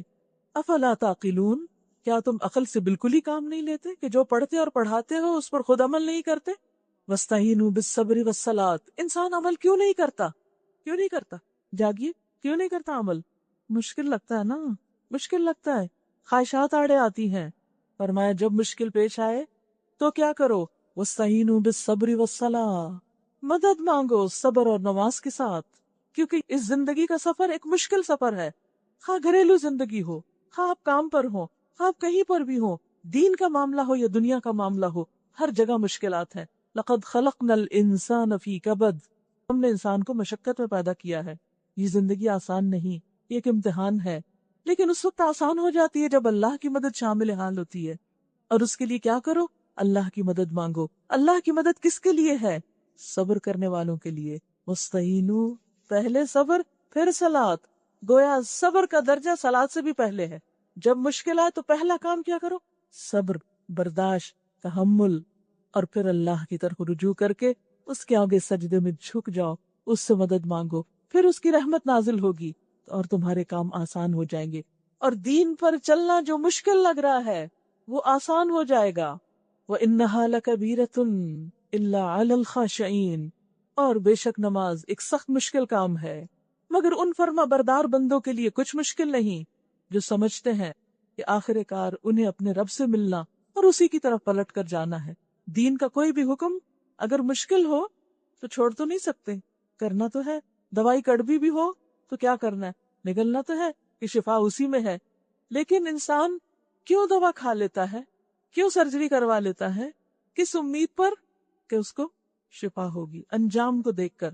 اسی طرح دین پر عمل کرنا اس وقت آسان ہو جاتا ہے جب انسان کے سامنے اس کا انجام ہوتا ہے کہ اگر عمل کروں گا تو کیا ہوگا اور اگر نہیں کروں گا تو کیا ہوگا. کوئی تیسری جگہ تو نہیں ہے.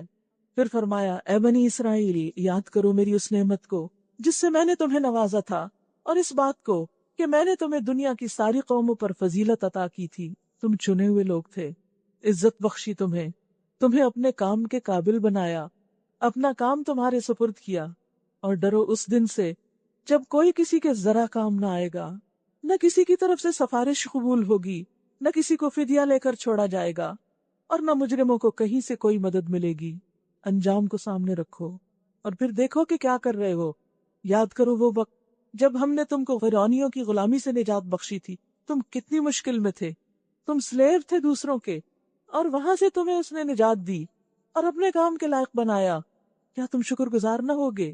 انہوں نے تمہیں سخت عذاب میں مبتلا کر رکھا تھا، تمہارے لڑکوں کو ذبح کرتے تھے اور تمہاری لڑکیوں کو زندہ رہنے دیتے تھے. اس حالت میں تمہارے رب کی طرف سے تم پر بڑی آزمائش تھی. آج بھی آپ دیکھیں کہ انسان بعض اوقات ایسے حالات میں ہوتا ہے کہ انسان چاہتا ہے اس سے نجات حاصل ہو، یعنی دنیا کی مشقت ہو. مثلا اگر آپ کسی ایسی جگہ پر جاب کر رہے ہیں، یہ جاب آپ کو پسند نہیں، یوں لگتا ہے جیسے آپ کہیں کسی کی غلامی کر رہے ہیں، پھر اللہ سبحانہ وتعالیٰ آپ کے لیے دوسرے راستے کھولتا ہے، آپ کو دین کی سمجھ دیتا ہے، آپ کو انسانوں کی خدمت کا موقع دیتا ہے، آپ کو ایک بہترین کام کے لیے چن لیتا ہے.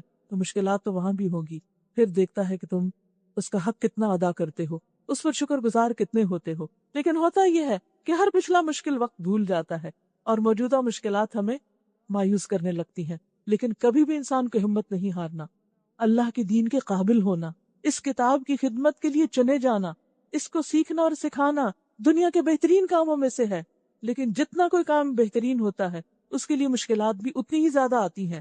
لہٰذا اس کے لیے انسان کو اتنی ہی اللہ کی مدد کی ضرورت ہوتی ہے اور اتنی ہی صبر اور برداشت کی ضرورت ہوتی ہے. اور اس موقع پر انسان کو ہمیشہ یاد رکھنا چاہیے کہ کیا میرا پہلا حال بہتر تھا یا اب کا بہتر ہے؟ کیا دنیا کی سروس بہتر ہے یا دین کی سروس بہتر ہے؟ کیا اللہ کی نافرمانی میں گزرا ہوا وقت بہتر ہے یا اللہ کی فرما برداری میں گزرا ہوا وقت بہتر ہے؟ وَإِذْ نَجَّيْنَاكُمْ مِنْ آلِ فِرْعَوْنَ يَسُومُونَكُمْ سُوءَ الْعَذَابِ يُذَبِّحُونَ أَبْنَاءَكُمْ وَيَسْتَحْيُونَ نِسَاءَكُمْ۔ فرعون کون تھا؟ جو بنی اسرائیل کی جنریشنز کا دشمن تھا، جو ان کی فیوچر جنریشنز کا قاتل تھا، جو ان کے حال کو نہیں ان کے مستقبل کو تباہ کر دینا چاہتا تھا۔ اللہ نے ان کو اس سے نجات دی، اس کے ظلم و ستم سے، اور اس کا آلٹرنیٹ عطا کیا۔ آج بھی آپ دیکھیں ہماری فیوچر جنریشنز کس خطرے میں مبتلا ہیں۔ ان کی تعلیم، ان کی تربیت، ان کا ایمان ایٹ رسک ہے۔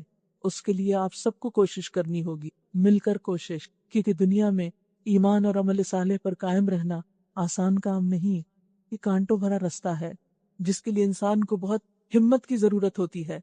تو اللہ تعالیٰ اپنی نعمتیں یاد کراتے ہیں کہ دیکھو اس نے تم کو آزادی دی، یاد کرو وہ وقت جب ہم نے سمندر پھاڑ کر تمہارے لیے راستہ بنایا، پھر اس میں سے تمہیں بخیریت گزروا دیا، پھر وہی تمہاری آنکھوں کے سامنے فرعونیوں کو غرقاب کیا۔ یاد کرو جب ہم نے موسیٰ علیہ السلام کو 40 شب و روز کی قرارداد پہ بلایا، یعنی کوہ طور پر۔ اللہ تعالیٰ نے تورات دینے کے لیے موسیٰ علیہ السلام کو آبادی کے ہنگاموں سے نکال کر کوہ طور پہ بلایا، تو اس کے پیچھے تم بچڑے کو اپنا معبود بنا بیٹھے۔ اس وقت تم نے بڑی زیادتی کی تھی، مگر اس پر بھی ہم نے تمہیں معاف کر دیا کہ شاید اب تم شکر گزار بنو۔ یاد کرو کہ ٹھیک اس وقت جب تم یہ ظلم کر رہے تھے، ہم نے موسیٰ علیہ السلام کو کتاب اور فرقان عطا کی تاکہ تم اس کے ذریعے سے سیدھا راستہ پا سکو، یعنی ان کو بھی کتاب ملی، ہدایت ملی۔ یاد کرو جب موسیٰ علیہ السلام یہ نعمت لیے ہوئے پلٹے تو اس نے اپنی قوم سے کہا کہ لوگو، تم نے بچڑے کو معبود بنا کر اپنے اوپر سخت ظلم کیا ہے، لہٰذا تم لوگ اپنے خالق کے حضور توبہ کرو اور اپنی جانوں کو ہلاک کرو، اسی میں تمہارے خالق کے نزدیک تمہاری بہتری ہے۔ اس وقت تمہارے خالق نے تمہاری توبہ قبول کر لی کہ وہ بڑا معاف کرنے والا اور رحم فرمانے والا ہے۔ موسیٰ علیہ السلام کو اللہ نے کتاب دینے کے لیے چنا اور پیچھے سے بنی اسرائیل بگڑ کر بیٹھ گئے، بچڑے کی عبادت کرنے لگے، گائے کے بچے کی پوجا کرنے لگے۔ کسی قوم کو دیکھا تو اسی پر ریجھ گئے، اور پھر آگے جا کے سامری نے ان کے لیے سونے کا بچڑا بنا دیا۔ تفصیلات خود قرآن میں آئیں گی، اس لیے میں پورے واقعات یہاں نہیں بتا رہی، کیونکہ یہ چیزیں وقت کے ساتھ ساتھ آپ سب جان جائیں گے، یاد دہانی بھی ہو جائے گی۔ کہنے کی بات یہ ہے، سیکھنے کا سبق یہ ہے کہ وہ مہربان رب جو ہم پر اتنی عنایتیں کرتا ہے، ہم اس کی رحمتوں اور عنایتوں کو بھول کر وہ کام شروع کر دیتے ہیں کہ جو ہمارے لائق۔ یاد کرو جب تم نے موسیٰ سے کہا تھا کہ ہم تمہارے کہنے کا ہرگز یقین نہیں کریں گے جب تک کہ اپنی آنکھوں سے علانیہ خدا کو تم سے کلام کرتے نہ دیکھ لیں۔ اس وقت تمہارے دیکھتے دیکھتے ایک زبردست بجلی نے تم کو آ لیا، تم بے جان ہو کر گر چکے تھے، مگر پھر ہم نے تم کو جلا اٹھایا، شاید کہ اس احسان کے بعد تم شکر گزار بن جاؤ۔ موسیٰ علیہ السلام کتاب لے کے آئے، کتاب پیش کی، کہا ہمیں کیا پتا کہ اللہ نے بھیجی ہے، تم کہتے ہو میں نے اللہ سے بات کی، ہمیں بھی لے چلو، ہم بھی بات کرنا چاہتے ہیں۔ جب تک وہ ہم سے بات نہیں کرتا اس وقت تک ہم یہ نہیں مانیں گے۔ انتہا درجے کی ڈٹائی۔ اللہ سبحانہ تعالیٰ نے عام انسانوں سے کبھی بھی بات نہیں کی، وہ پیغمبروں کے ذریعے بات کرتا، پیغمبروں سے کرتا ہے اور پیغمبروں کے ذریعے پیغام پہنچاتا ہے، یا فرشتوں کے ذریعے پیغمبروں تک پیغام پہنچاتا ہے، اور پیغمبر انسان اور رب کے درمیان ایک واسطہ بنتے ہیں۔ لیکن بنی اسرائیل نے نہ ماننے کی خاطر کہ نہ مانیں گے، نہ کچھ کرنا پڑے گا اور اپنی منمانی زندگی بسر کریں گے، ایسی ایسی حجتیں اٹھا دی۔ اس پر بھی اللہ نے ان پر احسانات کیے، وارننگز آتی رہی، ہلکی پھلکی پنشمنٹ بھی ہوتی رہی، لیکن اس کے ساتھ احسانات کا سلسلہ بھی جاری رہا۔ ہم نے تم پر بادلوں کا سایہ کیا، من و سلوہ کی غذا تمہارے لیے فراہم کی، اور تم سے کہا کہ جو پاک چیزیں ہم نے تمہیں بخشی ہیں انہیں کھاؤ، مگر تمہارے پہلوں نے جو کچھ کیا وہ ہم پر ظلم نہ تھا، بلکہ انہوں نے اپنے آپ پر ہی ظلم کیا۔ کیسے؟ اللہ کی بات نہ مان کر، شکر گزاری نہ کر کے۔ پھر یاد کرو جب ہم نے کہا تھا یہ بستی جو تمہارے سامنے ہے اس میں داخل ہو جاؤ، اس کی پیداوار جس طرح چاہو مزے سے کھاؤ، مگر بستی کے دروازے میں سجدہ ریز ہوتے ہوئے داخل ہونا عاجزی کے ساتھ، اور کہتے جانا حتتن حتتن، ہم تمہاری خطاؤں سے درگزر کریں گے۔ حتتن ایسے جیسے کہنا استغفر اللہ استغفر اللہ، یعنی اللہ سے بخشش مانگتے ہوئے، اور نیکوکاروں کو مزید فضل و کرم سے نوازیں گے۔ مگر جو بات کہی گئی تھی ظالموں نے اسے بدل کر کچھ اور کر دیا، حتتن کی بجائے ہنتتن کہنے لگے کہ ہمیں گندم چاہیے، کھانا چاہیے، کھانا چاہیے، یعنی دین کا مذاق اڑانے لگے، اللہ کے الفاظ کو بدل دیا۔ آخرکار ہم نے ظلم کرنے والوں پر آسمان سے عذاب نازل کیا، یہ سزا تھی ان نافرمانیوں کی جو وہ کر رہے تھے۔ یاد کرو جب موسیٰ علیہ السلام نے اپنی قوم کے لیے پانی کی دعا کی، یعنی جب وہ صحرائے تیہ میں تھے، فرعون کی غلامی سے نجات پا کر جب سمندر کو پار کر کے صحرا میں آئے تو نہ وہاں کھانے کو تھا، نہ پینے کو تھا، نہ سایہ تھا، تو اللہ سبحانہ وتعالیٰ نے بادلوں کا سایہ کیا، کھانے پینے کو من و سلوہ دیا، پینے کے لیے موسیٰ علیہ السلام کو کہا کہ پتھر پہ اپنی عصا کو مارے، اور پھر اس میں سے 12 چشمے نکال دیے. یعنی ہر نعمت عطا کی، فوڈ، ڈرنک، شیلٹر. یاد کرو موسیٰ علیہ السلام نے جب اپنی قوم کے لیے پانی کی دعا کی تو ہم نے کہا فلاں چٹان پر اپنا عصا مارو، چنانچہ اس سے 12 چشمے پھوٹ نکلے، اور ہر قبیلے نے جان لیا کہ کون سی جگہ اس کے لیے پانی لینے کی ہے. پورا ڈسپلن. یعنی بنی اسرائیل کے 12 قبائل تھے، 12 الگ الگ جگہ انہیں بتائی گئی کہ ہر ایک اپنی اپنی جگہ سے پانی لے. Best organization. اس وقت یہ ہدایت کر دی گئی تھی کہ اللہ کا دیا ہوا رزق کھاؤ اور پیو اور زمین میں فساد نہ پھیلاتے پھرو. گویا اس سے پتہ چلتا ہے اللہ تعالیٰ ہم سے کیا چاہتا ہے. ہم نعمتیں استعمال کریں، کھائیں پیئیں، منع نہیں، لیکن فساد نہ کریں، لوگوں کی زندگی حرام نہ کریں، ریسورسز کو مس یوز نہیں کریں، ان کو استعمال کریں لیکن سپوائل نہیں کریں. یاد کرو جب تم نے کہا تھا اے موسیٰ ہم ایک ہی طرح کے کھانے پر صبر نہیں کر سکتے، روز من و سلوہ نہیں کھایا جاتا، ہم تنگ آ گئے ہیں. اپنے رب سے دعا کرو کہ ہمارے لیے زمین کی پیداوار، ساگ، ترکاری، کھیرا، ککڑی، گیہوں، لہسن، پیاز، دال وغیرہ پیدا کر دے. تو موسیٰ علیہ السلام نے کہا اتستبدلون الذی هو ادنی بالذی هو خیر، کیا ایک بہتر چیز کی بجائے تم ادنا گھٹیا درجے کی چیزیں لینا چاہتے ہو؟ من و سلوہ آسمان سے آتا ہے اور تم زمین کی پیداوار چاہتے ہو. تمہیں تو میں نے اپنے کام کے لیے چنا، تمہارے لیے غذا کا بندوبست میں نے کیا، پانی کا انتظام میں نے کیا، تمہارے سر پہ بادلوں کا سایہ میں نے کیا تاکہ تم میری عبادت کرو، تاکہ تم اس کام کے لیے تیار ہو جس کے لیے میں نے تم کو چنا ہے. تم اپنے مقصد پہ فوکس کرو، اور تم کس چیز کے پیچھے چل پڑے؟ تم کیا چاہنے لگے؟ تم نے اپنا رخ کس طرف کر لیا؟ صرف اپنی خواہشات کی تکمیل، صرف چٹپٹے کھانے. آج بھی آپ دیکھیے کہ ہماری زندگی میں، ہمارے مشن کے راستے میں بہت بڑی رکاوٹ کیا ہے؟ صرف کھانے نہیں، چٹپٹے کھانے. اور اس ٹیسٹ کے حصول میں ہم بڑے بڑے کام پیچھے چھوڑ دیتے ہیں، فرض درجے کے کام چھوڑ دیتے ہیں، نمازیں لیٹ کر دیتے ہیں، اور بچوں سے غافل ہو جاتے ہیں، اور جو اپنی عبادات ہے، یہ انسانوں کی خدمت کے کام ہے، وہ سب چھوڑ کر صرف اپنی پیٹ پوجا کرنے لگتے ہیں. اتستبدلون الذی هو ادنی بالذی هو خیر. یہ صرف بنی اسرائیل کو نہیں کہا جا رہا، یہ ہمارے لیے بھی ہے. جب بھی کبھی ہم اعلیٰ درجے کے کام کو چھوڑ کر چھوٹی چھوٹی چیزوں میں پڑ جائیں، پرائرٹائز نہ کر سکیں، فرائض کو چھوڑ کر نوافل کی طرف چل پڑیں، اہم ذمہ داریوں کو چھوڑ کر گھومنے پھرنے کو نکل جائیں، تو ہر اس سچویشن پر یہ آیت لاگو ہوتی. اتستبدلون الذی هو ادنی بالذی هو خیر. خیر کو چھوڑ کر ادنا کی طرف آ رہے ہو. اللہ نے امت مسلمہ کو بھی اپنے کام کے لیے چنا ہے. آپ سب قرآن پڑھنے پڑھانے والوں کو بھی اس لیے یہ ساری نعمت دی ہے کہ تم دنیا والوں کے سامنے ہدایت کا پیغام لے کر جاؤ اور ان کے لیے حقیقی اور اصلی کامیابی کے دروازے کھولو. اور تم ان کے پیچھے چل پڑے، تم ان کاموں میں الجھ گئے یا ان چیزوں کو اپریشیٹ کرنے لگے کہ جو اصل مقصود نہیں. وہ تو صرف ذرائع ہیں، وہ تو مینز ہیں، وہ تو اختیار کیے جا سکتے ہیں، لیکن یہ مقصود نہیں ہے. مقصود اور مطلوب کچھ اور ہے. تو جس وقت بھی آپ فرض چھوڑ کر غیر اہم کام کرنے لگے تو اپنے آپ سے پوچھا کریں، اپنے آپ کو بتایا کریں، اور اس آیت کو کہیں لکھ کر لگا لیں. اتستبدلون الذی هو ادنی بالذی هو خیر. بہترین کو چھوڑ کر کم ترین کی طرف، اہم کو چھوڑ کر غیر اہم کی طرف، امپورٹنٹ کو چھوڑ کر ان امپورٹنٹ کی طرف. اچھا کسی شہری آبادی میں جا رہا ہو، ٹھیک ہے، یہ کھانا چاہتے چھوڑو صحرا کو جہاں تمہاری تربیت ہو رہی ہے، ٹریننگ ہو رہی ہے، کسی سٹی میں چلے جاؤ، جو کچھ تم مانگتے ہو وہاں مل جائے گا، سب کھانے پینے کی چیزیں ہوں گی، اچھے اچھے ریسٹورینٹس.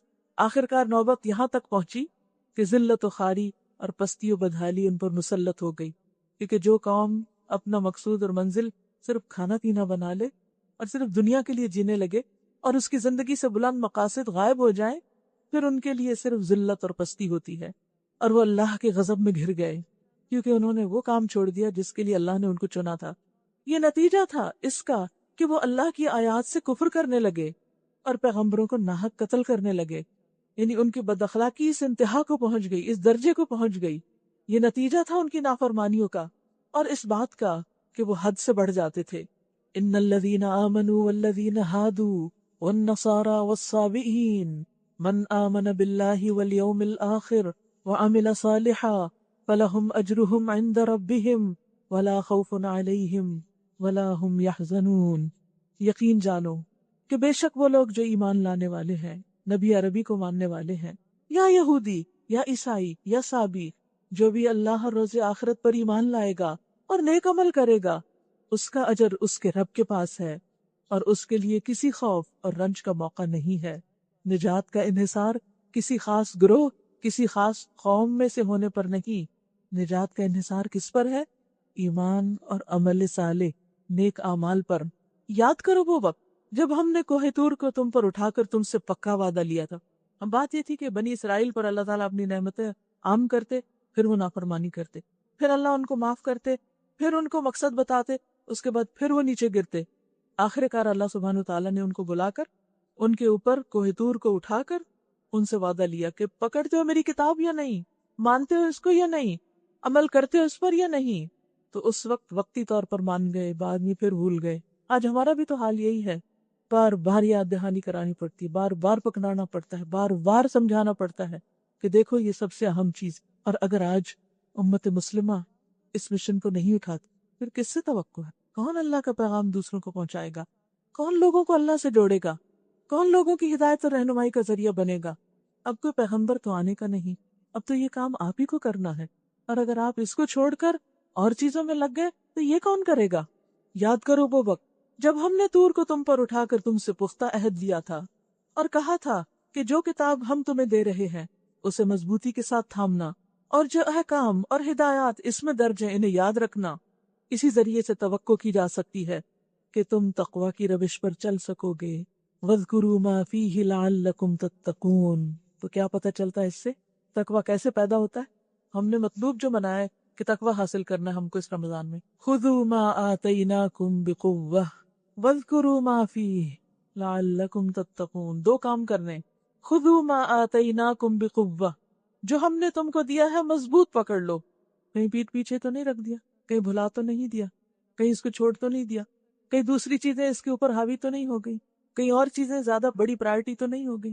اور پھر صرف پکڑ کر ہی نہیں رکھنا، وَاذْكُرُوا مَا فِيهِ، اور جو اس میں ہے اس کو یاد رکھو، اس کا ذکر کرتے رہو۔ آج ہم الحمدللہ سب اسی مقصد کے لیے یہاں پر حاضر ہوں، اسی مقصد کے لیے ہم اپنے وقت کے یہ چند گھنٹے نکال رہے ہیں تاکہ ہم پھر سے اس کو مضبوط پکڑ لیں اور یاد دہانی کر لیں بھولے ہوئے سبق کی، تاکہ ہمارے اندر کیا پیدا ہو؟ تقوی۔ ثم تولیتم من بعد ذلک، بنی اسرائیل نے کیا کیا؟ بعد میں پھر منہ موڑ گئے، پھر تم نے منہ پھیر لیا اس کے بعد، کیونکہ ہوتا یہ تھا جب دنیا نظر آتی تھی تو دنیا میں کھو جاتے تھے اور اس کو ایک طرف رکھ دیتے تھے، پھر بھلا دیتے۔ اس پر بھی اللہ کے فضل اور اس کی رحمت نے تمہارا ساتھ نہ چھوڑا، ورنہ تم کبھی کے تباہ ہو چکے ہوتے۔ پھر تمہیں اپنی قوم کے ان لوگوں کا قصہ تو معلوم ہی ہے جنہوں نے سب کا قانون توڑا تھا۔ اللہ نے منع کیا تھا کہ ہفتے کے دن مچھلیاں نہیں پکڑنا۔ بنی اسرائیل کا ایک گروہ سمندر کے کنارے رہتا تھا، ان کا پیشہ مچھلیاں پکڑنا، کہ بس ایک دن تمہاری چھٹی کا دن ہے، کام نہیں کرنا۔ اور آزمائش یہ ہے کہ اسی دن مچھلیاں اوپر اوپر آتی تھی اور باقی دنوں میں کم آتی تھی۔ اب آپ دیکھیے کہ دنیا آپ کے سامنے ٹھاٹھے مار رہی ہو اور آپ کو کہا جائے کہ نہیں اس کو نہیں ہاتھ لگانا، آپ کے پاس دنیا کمانے کی بہت سی اپرچونٹیز ہوں اور پھر آپ کو کہا جائے نہیں یہ نہیں، قرآن کی خدمت کرنی ہے۔ اب کون ہے جو اس پر صبر کرے؟ اسی لیے ہم دیکھتے ہیں کہ وہ لوگ تو پھر قرآن کی تعلیم دینے لینے، اس کی خدمت، اس کو دنیا تک پہنچانے کی طرف آ جاتے ہیں جن کے پاس دنیا کو کچھ زیادہ کام نہیں ہوتا، لیکن جن کو دنیا میں ایکسل کرنے کی اپرچونٹیز ملی ہو پھر وہ اس کو چھوڑ کر اس کتاب کو مضبوط پکڑیں، ایسے لوگ نہ ہونے کے برابر اس وقت دنیا میں انگلیوں پہ گنے جا سکتے۔ یہ کوئی مشغلہ نہیں ہے۔ کچھ لوگ تو ایسے ہونے ہی چاہیے کہ جن کے لیے پرائرٹی نمبر 1 یہی ہو کہ اللہ کی طرف سے جو میسج آیا ہے اسے پوری دنیا میں پھیلا دیا جائے، ہر زبان میں پھیلا دیا جائے، ہر طریقے سے دوسروں تک پہنچا دیا جائے۔ اور یہ صرف اس وقت ہو سکتا ہے جب ہم قربانی کے درجے پر کام کریں، کنوینئنس کے درجے پر نہیں، آرام کے درجے پر نہیں، کیونکہ کوئی بھی بڑا کام قربانی کے بغیر نہیں ہو سکتا۔ اور یہ ٹیسٹ ہر ایک کا ہوتا کہ ایک طرف مچھلیاں ابھر ابھر کے آ رہی ہوتی اور دوسری طرف اللہ کا حکم ہوتا ہے، اور اس وقت کون کنٹرول کر سکتا ہے، کون صبر کر سکتا ہے ان سامنے آنے والی مچھلیوں پر؟ وہی جو آخرت کا بڑا فائدہ اور جنت کو اپنی آنکھوں کے سامنے دیکھتا ہو، جسے جنت کا شوق سونے نہ دے اور جسے جہنم کا خوف آرام نہ کرنے دے۔ یہ انتھک جہد مسلسل کے ذریعے ہی ہو سکتا ہے۔ یہ پیغمبروں کا راستہ ہے، یہ پیغمبروں کے فالوورز کا راستہ ہے، یہ وہ راستہ ہے جس سے امت مسلمہ کو دنیا میں عزت مل سکتی، یہ وہ راستہ ہے جس سے تمام انسانیت کی بھلائی ہو سکتی ہے۔ کیونکہ ساری مخلوق اللہ کی مخلوق ہے، اس تک اللہ کا پیغام پہنچنا چاہیے، یہ اس کا حق ہے۔ ہم لے کے اپنے ہی پاس بیٹھ گئے، ہم نے بند کر کے اپنے شیلف میں بند کر دیا اس کو، اور اس کو آگے پہنچانے کی کوشش ہی نہیں کوئی۔ تو بہرحال بنی اسرائیل کے لیے ایک زبردست ٹیسٹ تھا، لیکن وہ صبر نہ کر سکے۔ انہوں نے پھر کیا کیا؟ ایک ہیلا کیا کہ چلو ٹھیک ہے، ہم ہفتے کے دن نہیں مچھلیاں پکڑتے، ہم ہفتے کے دن آنے والی مچھلیوں کو ٹریپ کرنے کا بندوبست کرتے ہیں۔ جمعے کو جال لگا دیتے، اتوار کو نکال لیتے، ساری مچھلیاں ہفتے کے دن اس کے اندر آ جاتی۔ اور وہ بظاہر کیا کہتے ہیں، ہم نے تو معصوم لوگوں نے کچھ کیا ہی نہیں ہفتے کے دن، یہ تو خود ہی آ گئی تھی۔ اور آپ کی نیت کیا تھی؟ کہ اللہ کو پتہ نہیں تھی؟ کیوں لگا رہے تھے جمعے کو جال؟ تاکہ ہفتے کی مچھلیاں پکڑ سکے، مقصد تو مچھلیاں پکڑنا تھا۔ اس طرح پھر انسان کے اندر کا جو شر ہے وہ اس کو مکاریاں سلجھاتا ہے کہ ہاں کرو اپنی مرضی، اور اللہ کو اس چیز پہ راضی کر دینا۔ پھر انسان کے ڈبل سٹینڈرڈز ہو جاتے ہیں، پھر انسان اس طرح کی ہوشیاریاں دکھانے لگتا ہے۔ اینیوے، وَلَقَدْ عَلِمْتُمُ الَّذِينَ اعْتَدَوْا مِنْكُمْ، اللہ تعالیٰ کہتے ہیں مجھے پتا ہے سب کچھ، کس نے یہ کام کیا تھا، کس نے یہ زیادتی کی تھی۔ ہم نے ان سے کہا تھا کہ ذلیل بندر بن جاؤ، فَجَعَلْنَاهَا نَكَالًا لِمَا بَيْنَ يَدَيْهَا وَمَا خَلْفَهَا، اور اس حال میں رہو کہ ہر طرف سے تم پر دھتکار پھٹکار پڑے۔ اس طرح ہم نے ان کے انجام کو اس زمانے کے لوگوں اور بعد کی آنے والی نسلوں کے لیے عبرت اور ڈرنے والوں کے لیے نصیحت بنا چھوڑا۔ موعظۃ للمتقین، پھر تقوی کا ذکر۔ تقوی والے ایسے واقعات اور ایسی سٹوریز سے سبق حاصل کرتے ہیں۔ تو ہمیں کیا نہیں کرنا؟ اللہ کے ساتھ دھوکہ بازی نہیں کرنی کہ ہم ظاہر میں تو اچھے کام کریں لیکن اندر خدا سے نہ ڈریں۔ تقوی انسان کے اندر سے منافقت دور کر دیتا ہے۔ وہ سب لوگوں کے بیچ میں بھی اللہ سے ڈرتا ہے اور وہ اکیلے میں بھی اللہ سے ڈرتا ہے۔ وہ چھپ کے بھی اس کی اطاعت کرتا ہے، وہ سامنے بھی کرتا ہے، وہ جمعے کو بھی کرتا ہے، وہ ہفتے کو بھی کرتا ہے، وہ اتوار کو بھی کرتا ہے۔ وہ دھوکہ بازی نہیں کرتا، وہ فریب سے کام نہیں لیتا۔ پھر وہ واقعہ یاد کرو جب موسیٰ علیہ السلام نے اپنی قوم سے کہا تھا کہ اللہ تمہیں ایک گائے ذبح کرنے کا حکم دیتا ہے۔ بنی اسرائیل چونکہ مصریوں کے ساتھ رہے تھے، مصری گائے کی پوجا کرتے تھے، تو ان کے دلوں میں بھی اس کی بڑی تعظیم تھی۔ تو جب بنی اسرائیل کو جسمانی آزادی ملی تو اللہ تعالیٰ ان کو ذہنی طور پر بھی آزاد کرنا چاہتا تھا، اور وہ سارے بت توڑنا چاہتا تھا جو ان کے دماغ میں بنے ہوئے تھے۔ تو اس کے لیے حکم ملا کہ گائے ذبح کرو۔ ہوتا یہ ہے کہ انسان اللہ کو چھوڑ کر جس چیز سے محبت کرتا ہے اسی سے آزمایا جاتا ہے، وہی آزمائش بنتی ہے انسان کے لیے۔ بنی اسرائیل نے دل میں گائے کا بت رکھا ہوا تھا، اللہ نے کہا اسی کو ذبح کرو۔ ابراہیم علیہ السلام کو اللہ سبحانہ وتعالیٰ نے کیا حکم دیا؟ کس کو ذبح کرو؟ بیٹے کو، کیونکہ بیٹوں کی محبت بھی، وہ بت بھی ہمارے دل میں ہوتے ہیں۔ اسی طرح مال کی محبت، باقی چیزوں کی محبت۔ کہنے لگے کیا تم ہم سے مذاق کرتے ہو؟ گائے ذبح کریں؟ موسیٰ علیہ السلام نے کہا میں اس سے خدا کی پناہ مانگتا ہوں کہ جاہلوں کی سی باتیں کروں، کہ تم سے مذاق کروں۔ پیغمبر مذاق نہیں کیا کرتے۔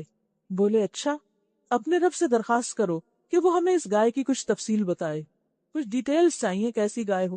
ہوتا یہی ہے جو کام ہم نہ کرنا چاہیں پھر اس کی تفصیلات میں پڑ جاتے ہیں۔ یہ قانون قاعدہ ہے، جو آپ نے نہ کرنا اس کی مین میخ نکالنے لگے، پھر کبھی نہیں ہوگا وہ کام۔ موسیٰ علیہ السلام نے کہا اللہ کا ارشاد ہے کہ وہ ایسی گائے ہونی چاہیے جو نہ بوڑھی ہو نہ بچیا بلکہ درمیانی عمر کی ہو۔ خود کے لیے سوال کر کے حکم مشکل بنا لیا، لہٰذا جو حکم دیا جاتا ہے اس کی تعمیل کرو۔ پھر کہنے لگے اپنے رب سے یہ اور پوچھ دو کہ اس کا رنگ کیسا ہو۔ ضرورت ہی نہیں تھی، اللہ نے کوئی خاص رنگ تو نہیں کہا تھا، بس گائے ذبح کرنی تھی جس بھی رنگ کی ہو۔ موسیٰ علیہ السلام نے کہا وہ فرماتا ہے زرد رنگ کی گائے ہونی چاہیے، اور مشکل جس کا رنگ ایسا شوخ ہو کہ دیکھنے والوں کا جی خوش ہو جائے، اور کنڈیشنز۔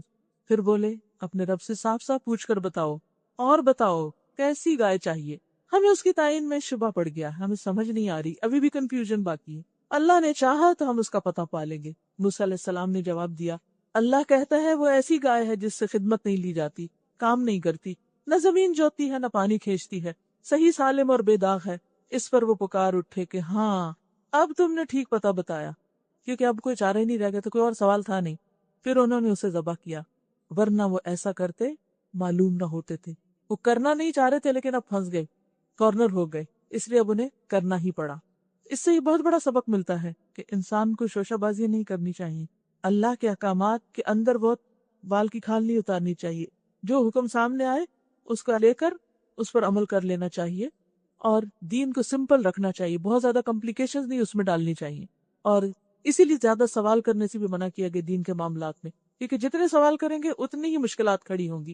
اور تمہیں یاد ہے وہ واقعہ جب تم نے ایک شخص کی جان لی تھی، پھر اس کے بارے میں جھگڑنے اور ایک دوسرے پہ قتل کا الزام تھوپنے لگے، ہوا یہ تھا کہ کسی شخص کو کسی نے قتل کر دیا اور قاتل معلوم نہیں تھا، تو کہا جاتا ہے کہ اتفاق یہ کہ جب انہوں نے گائے ذبح کی تو ان کو ڈر تھا کہ پتہ نہیں کیا عذاب آ جائے گا، اتنے میں قتل ہو گیا، انہوں نے سمجھا کہ ہاں بھئی آ گئی مشکل۔ لیکن ہوا کیا، اللہ سبحانہ تعالیٰ نے اسی گائے کے ٹکڑے کو اس مقتول پہ مارنے کا حکم دیا، اور اس سے وہ مقتول جو تھا وہ اٹھ بیٹھا اور اس نے قاتل کا نام بتا دیا۔ تو یہ سمجھ رہے تھے کہ گائے کو ذبح کر کے ان کی شامت آئے گی، اللہ نے اسی گائے کو ان کے لیے باعث رحمت بنا دیا اور ان کا ایک بہت بڑا مسئلہ حل کر دیا، کیونکہ یہ ایک دوسرے پہ الزام تراشی کر رہے۔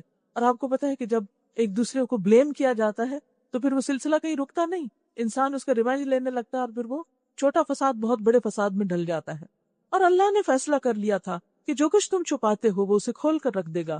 اس وقت ہم نے حکم دیا کہ مقتول کی لاش کو اس کے ایک حصے سے ضرب لگاؤ، دیکھو اس طرح اللہ مردوں کو زندگی بخشتا ہے اور تمہیں اپنی نشانیاں دکھاتا ہے تاکہ تم سمجھو، مگر ایسی نشانیاں دیکھنے کے بعد بھی آخر کار تمہارے دل سخت ہو گئے، پتھروں کی طرح سخت، بلکہ سختی میں ان سے بھی کچھ بڑھے ہوئے، کیونکہ پتھروں میں سے کوئی ایسا بھی ہوتا ہے جس میں سے چشمے پھوٹ بہتے ہیں، کوئی پھٹتا ہے اور اس میں سے پانی نکل آتا ہے، اور کوئی خدا کے خوف سے لرز کر گر بھی پڑتا ہے۔ اللہ تمہارے کرتوتوں سے بے خبر نہیں ہے، اس کو سب پتا ہے جو کچھ تم کر رہے ہو۔ ہوتا یہ کہ جب انسان اللہ کی کتاب کو مذاق اڑاتا ہے، اللہ کو دھوکہ دینے کی کوشش کرتا ہے، جب وہ دین میں بلا وجہ بحث مباحثہ کرتا ہے، تو نتیجہ کیا ہوتا ہے؟ دل سخت ہو جائے، پھر دین عمل کے قابل چیز نہیں رہتی۔ لہٰذا کرنا کیا چاہیے؟ سمینا و اطانا، حکم ملا نماز پڑھو، نماز پڑھیں، رزق میں سے خرچ کرو، خرچ کر رہے ہیں۔ اب اگر انسان بہت زیادہ ڈیٹیلز میں چلا جائے تو عمل سے دور ہو جاتا ہے، کیونکہ زیادہ وقت تو باتوں اور بحثوں میں ہی لگ جاتا ہے۔ اب جب دل سخت ہو جاتے ہیں نا، پھر انسان کا حال یہ ہوتا ہے کہ نہ اس کو حق نظر آتا ہے، نہ وہ حق بات کہہ سکتا ہے، اس کا اقرار نہیں کر سکتا، اس کی گواہی نہیں دے سکتا، نہ کوئی وہ اچھی بات سن سکتا ہے، اور پھر نتیجتاً انسان بیکار ہو کر رہ جاتا ہے، کیونکہ دل پر ہی ساری زندگی کا انحصار ہے۔ یہی وجہ تھی کہ جب ان کے دل سخت ہوئے تو انہیں محمد صلی اللہ علیہ وسلم کی سچائی نظر نہ آئی اور وہ ان پر ایمان نہ لا سکے اور بہت بڑی سعادت سے محروم رہ گئے۔ تو مسلمانوں کو خطاب کر کے کہا جا رہا ہے کہ ایسے سنگ دل لوگوں سے تم توقع رکھتے ہو کہ اے مسلمانوں، اب کیا ان لوگوں سے تم توقع رکھتے ہو کہ یہ تمہاری دعوت پر ایمان لے آئیں گے؟ حالانکہ ان میں سے ایک گروہ کا شیوا یہ رہا کہ اللہ کا کلام سنا اور پھر خوب سمجھ بوجھ کر دانستہ اس میں تحریف کی۔ جب دل سخت ہو جاتے تو پھر انسان خدا سے نہیں ڈرتا، پھر وہ خدا کے کلام کے ساتھ بھی ٹیمپرنگ کرنے لگتا ہے، اس کو بھی اپنی خواہش کے مطابق ڈھالنے لگتا ہے، اس سے اپنی مرضی کے مطلب نکالنے لگتا ہے، اس کو ویسا نہیں لیتا جیسا وہ ہے یا جو اس کا مطلوب ہے۔ اور یہی کام انہوں نے کیا، حالانکہ یہ اہل علم لوگ تھے، پیپل آف دا بک، صاحب کتاب تھے، ان کا ایک مقام تھا، ایک سٹیٹس تھا، لیکن یہ ساری چیزیں انسان کو فائدہ نہیں دیتی اگر دل کی اصلاح نہ ہو۔ یہی وجہ ہے کہ بہت سارے ریلیجس لوگ دلوں کی سختی کی وجہ سے بظاہر ریلیجس نظر آتے ہیں لیکن حقیقت میں وہ دین ہی کو نقصان دے رہے ہوتے ہیں۔ یہ محمد رسول اللہ پر ایمان لانے والوں سے ملتے ہیں تو کہتے ہیں ہم بھی انہیں مانتے، سامنے آ کے انکار نہیں کر پاتے تھے، دو رخ، ڈبل فیس، اور جب آپس میں ایک دوسرے سے اکیلے میں بات کرتے ہیں تو کہتے ہیں بے وقوف ہو گئے ہو، ان لوگوں کو وہ باتیں بتاتے ہو جو اللہ نے تم پہ کھولی، تمہاری کتاب میں لکھی ہوئی، یعنی مسلمانوں کو مت جا کے بتاؤ کہ ہماری کتاب میں وہ ان کے پیغمبر کا ذکر ہے، تاکہ تمہارے رب کے پاس تمہارے مقابلے میں انہیں حجت میں پیش کر دیں، یعنی کل یہ جا کے ہمارے خلاف گواہی دیں گے مسلمان کہ ان کو پتا تھا اور پھر بھی یہ نہیں مانے۔ اور کیا یہ جانتے نہیں کہ جو کچھ یہ چھپاتے ہیں اور جو کچھ یہ ظاہر کرتے ہیں اللہ کو سب باتوں کی خبر ہے؟ ان میں ایک دوسرا گروہ امیوں کا ہے جو کتاب کا تو علم رکھتے نہیں، بس اپنی بے بنیاد امیدوں اور آرزوؤں کو لیے بیٹھے ہیں اور محض وہم و گمان پر چلے جا رہے ہیں۔ اہل کتاب پیپل آف دا بک دو بڑے گروہوں میں تھے، ایک تھا ان کے اسکالرز، علماء اور ریلیجس طبقہ کا گروپ، اور دوسرا تھا عوام۔ علم جو تھا، بک جو تھی، وہ صرف چند لوگوں کے بیچ میں تھی، عوام کو پڑھنے کا حق نہیں تھا، نہ کوئی بتاتا تھا ان کو وہ جھوٹے قصے کہانیاں دے کر خوش کیے رکھتے تھے اور نجات کے خود ساختہ فلسفے بتاتے رہتے۔ آج بھی آپ دیکھیں کہ امت مسلمہ میں کیا ہو رہا ہے کہ قرآن کا پڑھنا پڑھانا صرف ایک مخصوص اسکالرلی لیول پر اور ایک مخصوص سرکل میں، اور اگر کوئی پڑھنا بھی چاہے تو اس کو اتنا ڈرا دیا جاتا ہے کہ جب تک یہ 14 علوم نہیں پڑھو گے تو تم قرآن کو ہاتھ نہیں لگا سکتے۔ نتیجہ کیا ہوتا ہے کہ لوگ قرآن سے براہ راست رہنمائی لیتے ہی نہیں۔ کیا صحابہ کرام نے بھی 14 علوم پہلے پڑھے تھے پھر ان کے پاس قرآن کی آیات آئی تھی؟ نہیں۔ بات یہ ہے کہ یہ اللہ کی کتاب ہے، اللہ ہم سے کلام کرتا ہے اور اس کے سمجھنے میں کچھ مشکل نہیں۔ وَلَقَدْ يَسَّرْنَا الْقُرْآنَ لِلذِّكْرِ فَهَلْ مِن مُدَّكِرٍ، نصیحت کے لیے ہم نے قرآن کو آسان کر دیا ہے، اور یہ کتاب نصیحت کی کتاب ہے، یاد دہانی کے لیے ہے، ہدایت کے لیے ہے، یہ کوئی قانون کی کتاب نہیں اور نہ کوئی احکام کی کتاب ہے. ہاں اس میں کچھ احکام ضرور موجود ہیں، لیکن اصل مقصد کیا ہے؟ کتاب ہدایت اور نصیحت کے لیے آئی، راہ دکھانے کے لیے آئی ہے، حقیقت بتانے کے لیے آئی ہے. تو بات یہ ہے کہ ان میں سے ایک تو تھے اسکالرز، سخت دل لوگ، ریلیجس سٹیٹس تھا ان کے پاس، عوام کی نظروں میں بہت بلند مقام رکھتے تھے، لیکن اخلاق سے آری، کردار سے آری، ڈبل فیس قسم کے لوگ، دنیا والوں کے سامنے بہت اللہ والے، لیکن حقیقت میں تنہائی میں شیطان سے بھی بدترین. اور دوسری طرف ان پڑھ جاہل لوگ، کچھ علم نہیں، نہ دنیا کا، نہ دین کا، نہ آخرت کا، اور نہ اپنی عقل سے سوچتے، نہ اپنی آنکھوں سے دیکھتے، نہ ان کے دل روشن. ان کا دین کیا تھا؟ بس جو کسی نے کچھ بتا دیا، جو سنا سنایا، نہ خود کتاب پڑھی، نہ سمجھی، نہ کھولی، نہ دیکھی، اور نہ اس کے مطابق عمل کیا. آج ہم بھی تو اسی حال کو پہنچ گئے ہیں.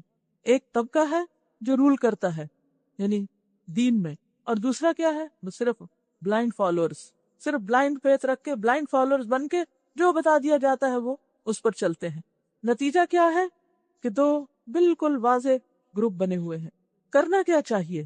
ان دونوں کو کمبائن کرنا چاہیے اور عوام کی سطح پر کتاب کھولنی چاہیے. یہ کتاب ہدی للناس ہے، سب انسانوں کے لیے ہے، سب کو کھولنی چاہیے، سب کو پڑھنی چاہیے، سب کو دیکھنی چاہیے، تاکہ پتہ چلے کہ ہمارا رب ہم سے چاہتا کیا ہے.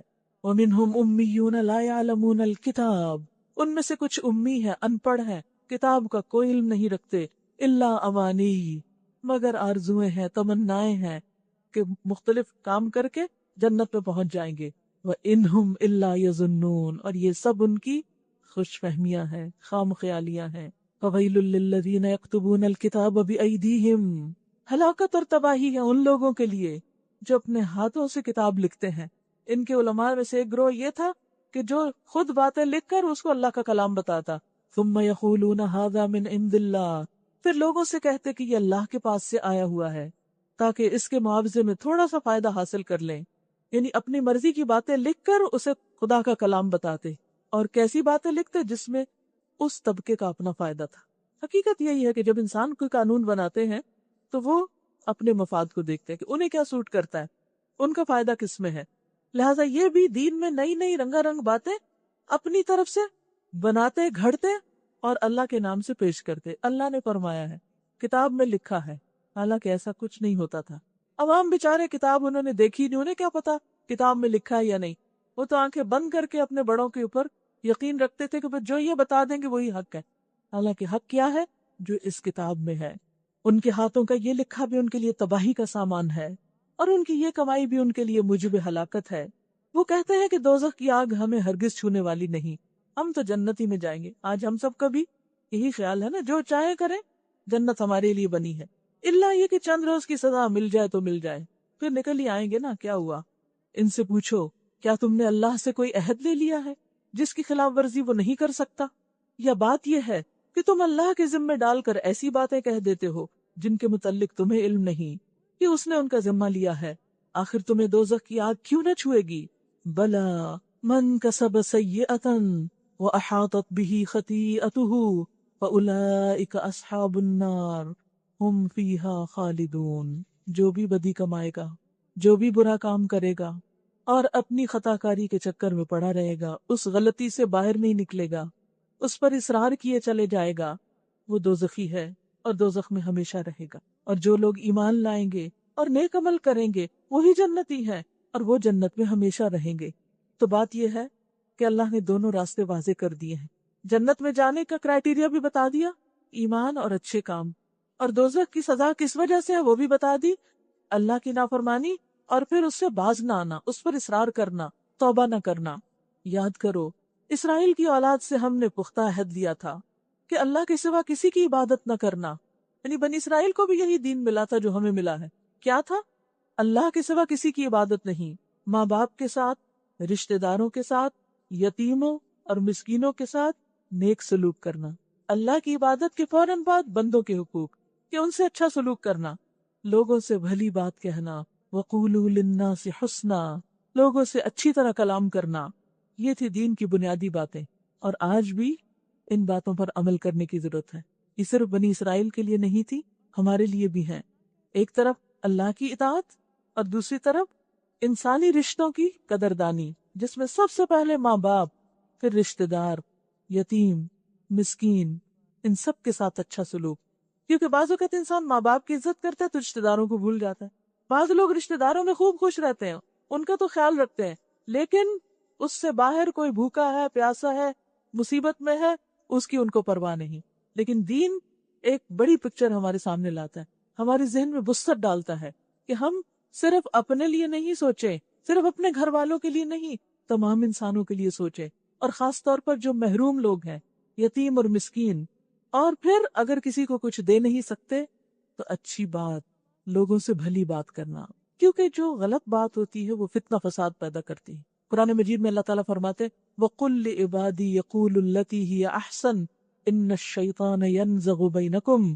میرے بندوں سے کہہ دیجئے کہ وہ اچھی بات کیا کریں، یعنی خوبصورتی سے بات کریں، کیونکہ شیطان دلوں میں پھوٹ ڈال دیتا ہے، فساد ڈلوا دیتا ہے. اور آپ دیکھیں گے کہ اکثر دل پھٹتے ہیں سخت کلامی کی وجہ سے، اکثر دلوں میں دوریاں آتی ہیں بد اخلاقی کی وجہ سے، کلام میں شدت اور سختی کی وجہ سے.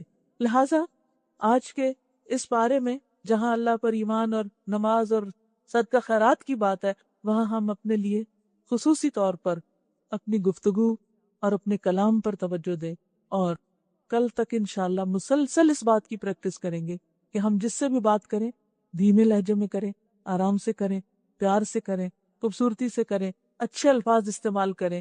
سچ کہنا ہو تب بھی نرمی سے کہیں، اگر کسی کو کوئی ڈسپلن کرنا ہو تب بھی نرمی سے کریں، تاکہ تمام امور درست ہو جائیں اور شیطان کو کہیں اندر آنے کا راستہ نہ ملے.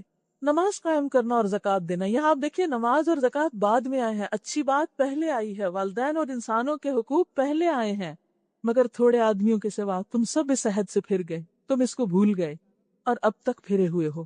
پھر ذرا یاد کرو، ہم نے تم سے مضبوط عہد لیا تھا کہ آپس میں ایک دوسرے کا خون نہ بہانا، ایک دوسرے کو قتل نہیں کرنا، اور نہ ایک دوسرے کو گھر سے بے گھر کرنا. تم نے اس کا اقرار کیا تھا، تم خود اس پر گواہ ہو.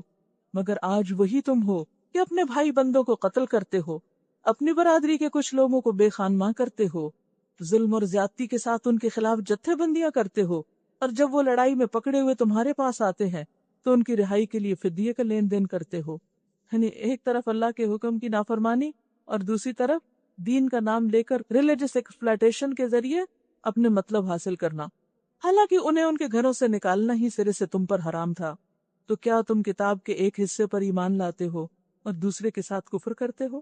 افتؤمنون ببعض الکتاب وتکفرون ببعض فما جزاء من يفعل ذلك منكم الا خزي في الحیاة الدنیا.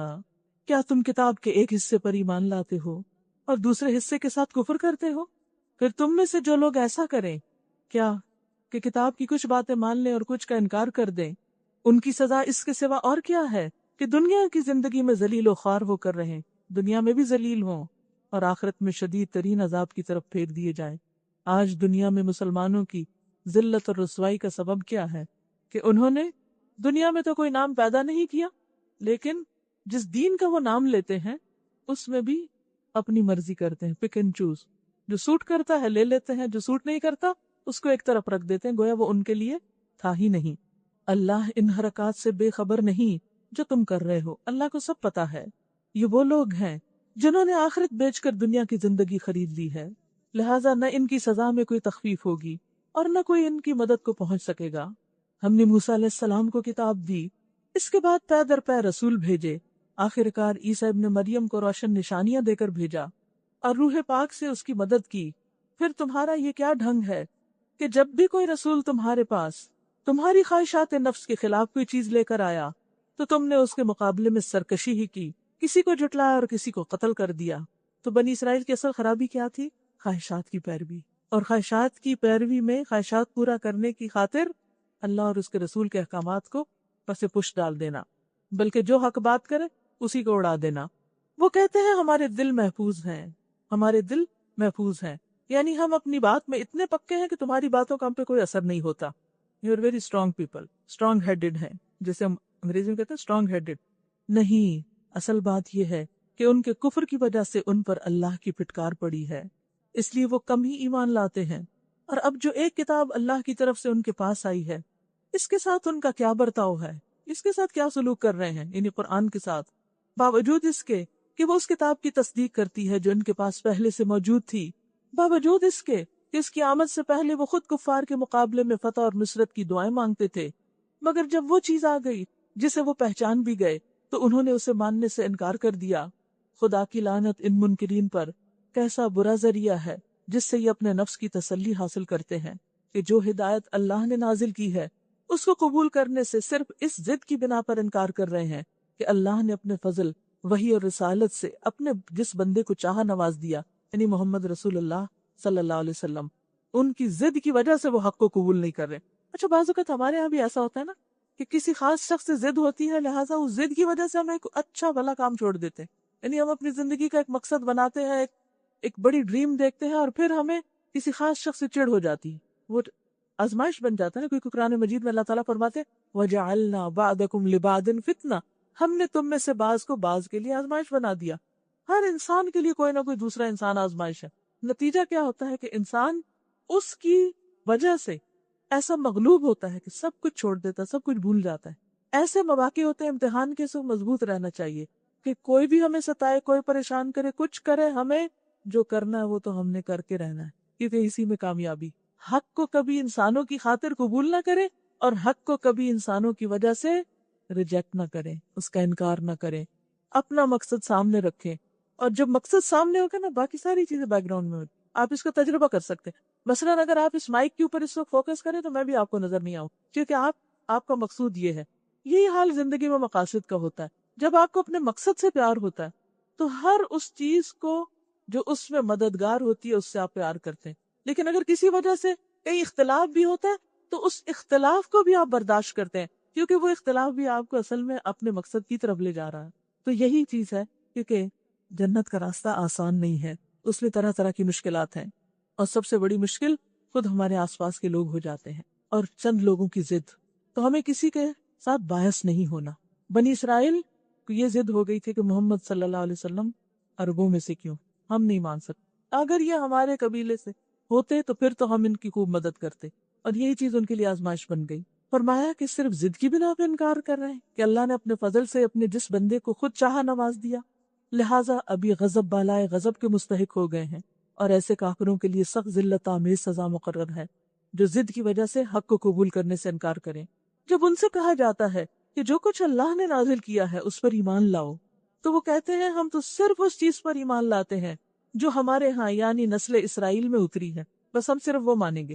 آج آپ دیکھیں کہ ہم مسلمانوں کے اندر بھی بعض اوقات باعث ہوتے کہ جو ہماری خاص کسی قوم، کسی علاقے، کسی جگہ کی چیزوں کی ہم صرف وہ لیں گے، اور باقی خیر بھلائی وہ سب پیچھے۔ اس دائرے کے باہر جو کچھ آیا ہے اسے ماننے سے وہ انکار کرتے ہیں، حالانکہ وہ حق ہے اور اس تعلیم کی تصدیق اور تائید کر رہا ہے جو ان کے ہاں پہلے سے موجود تھی۔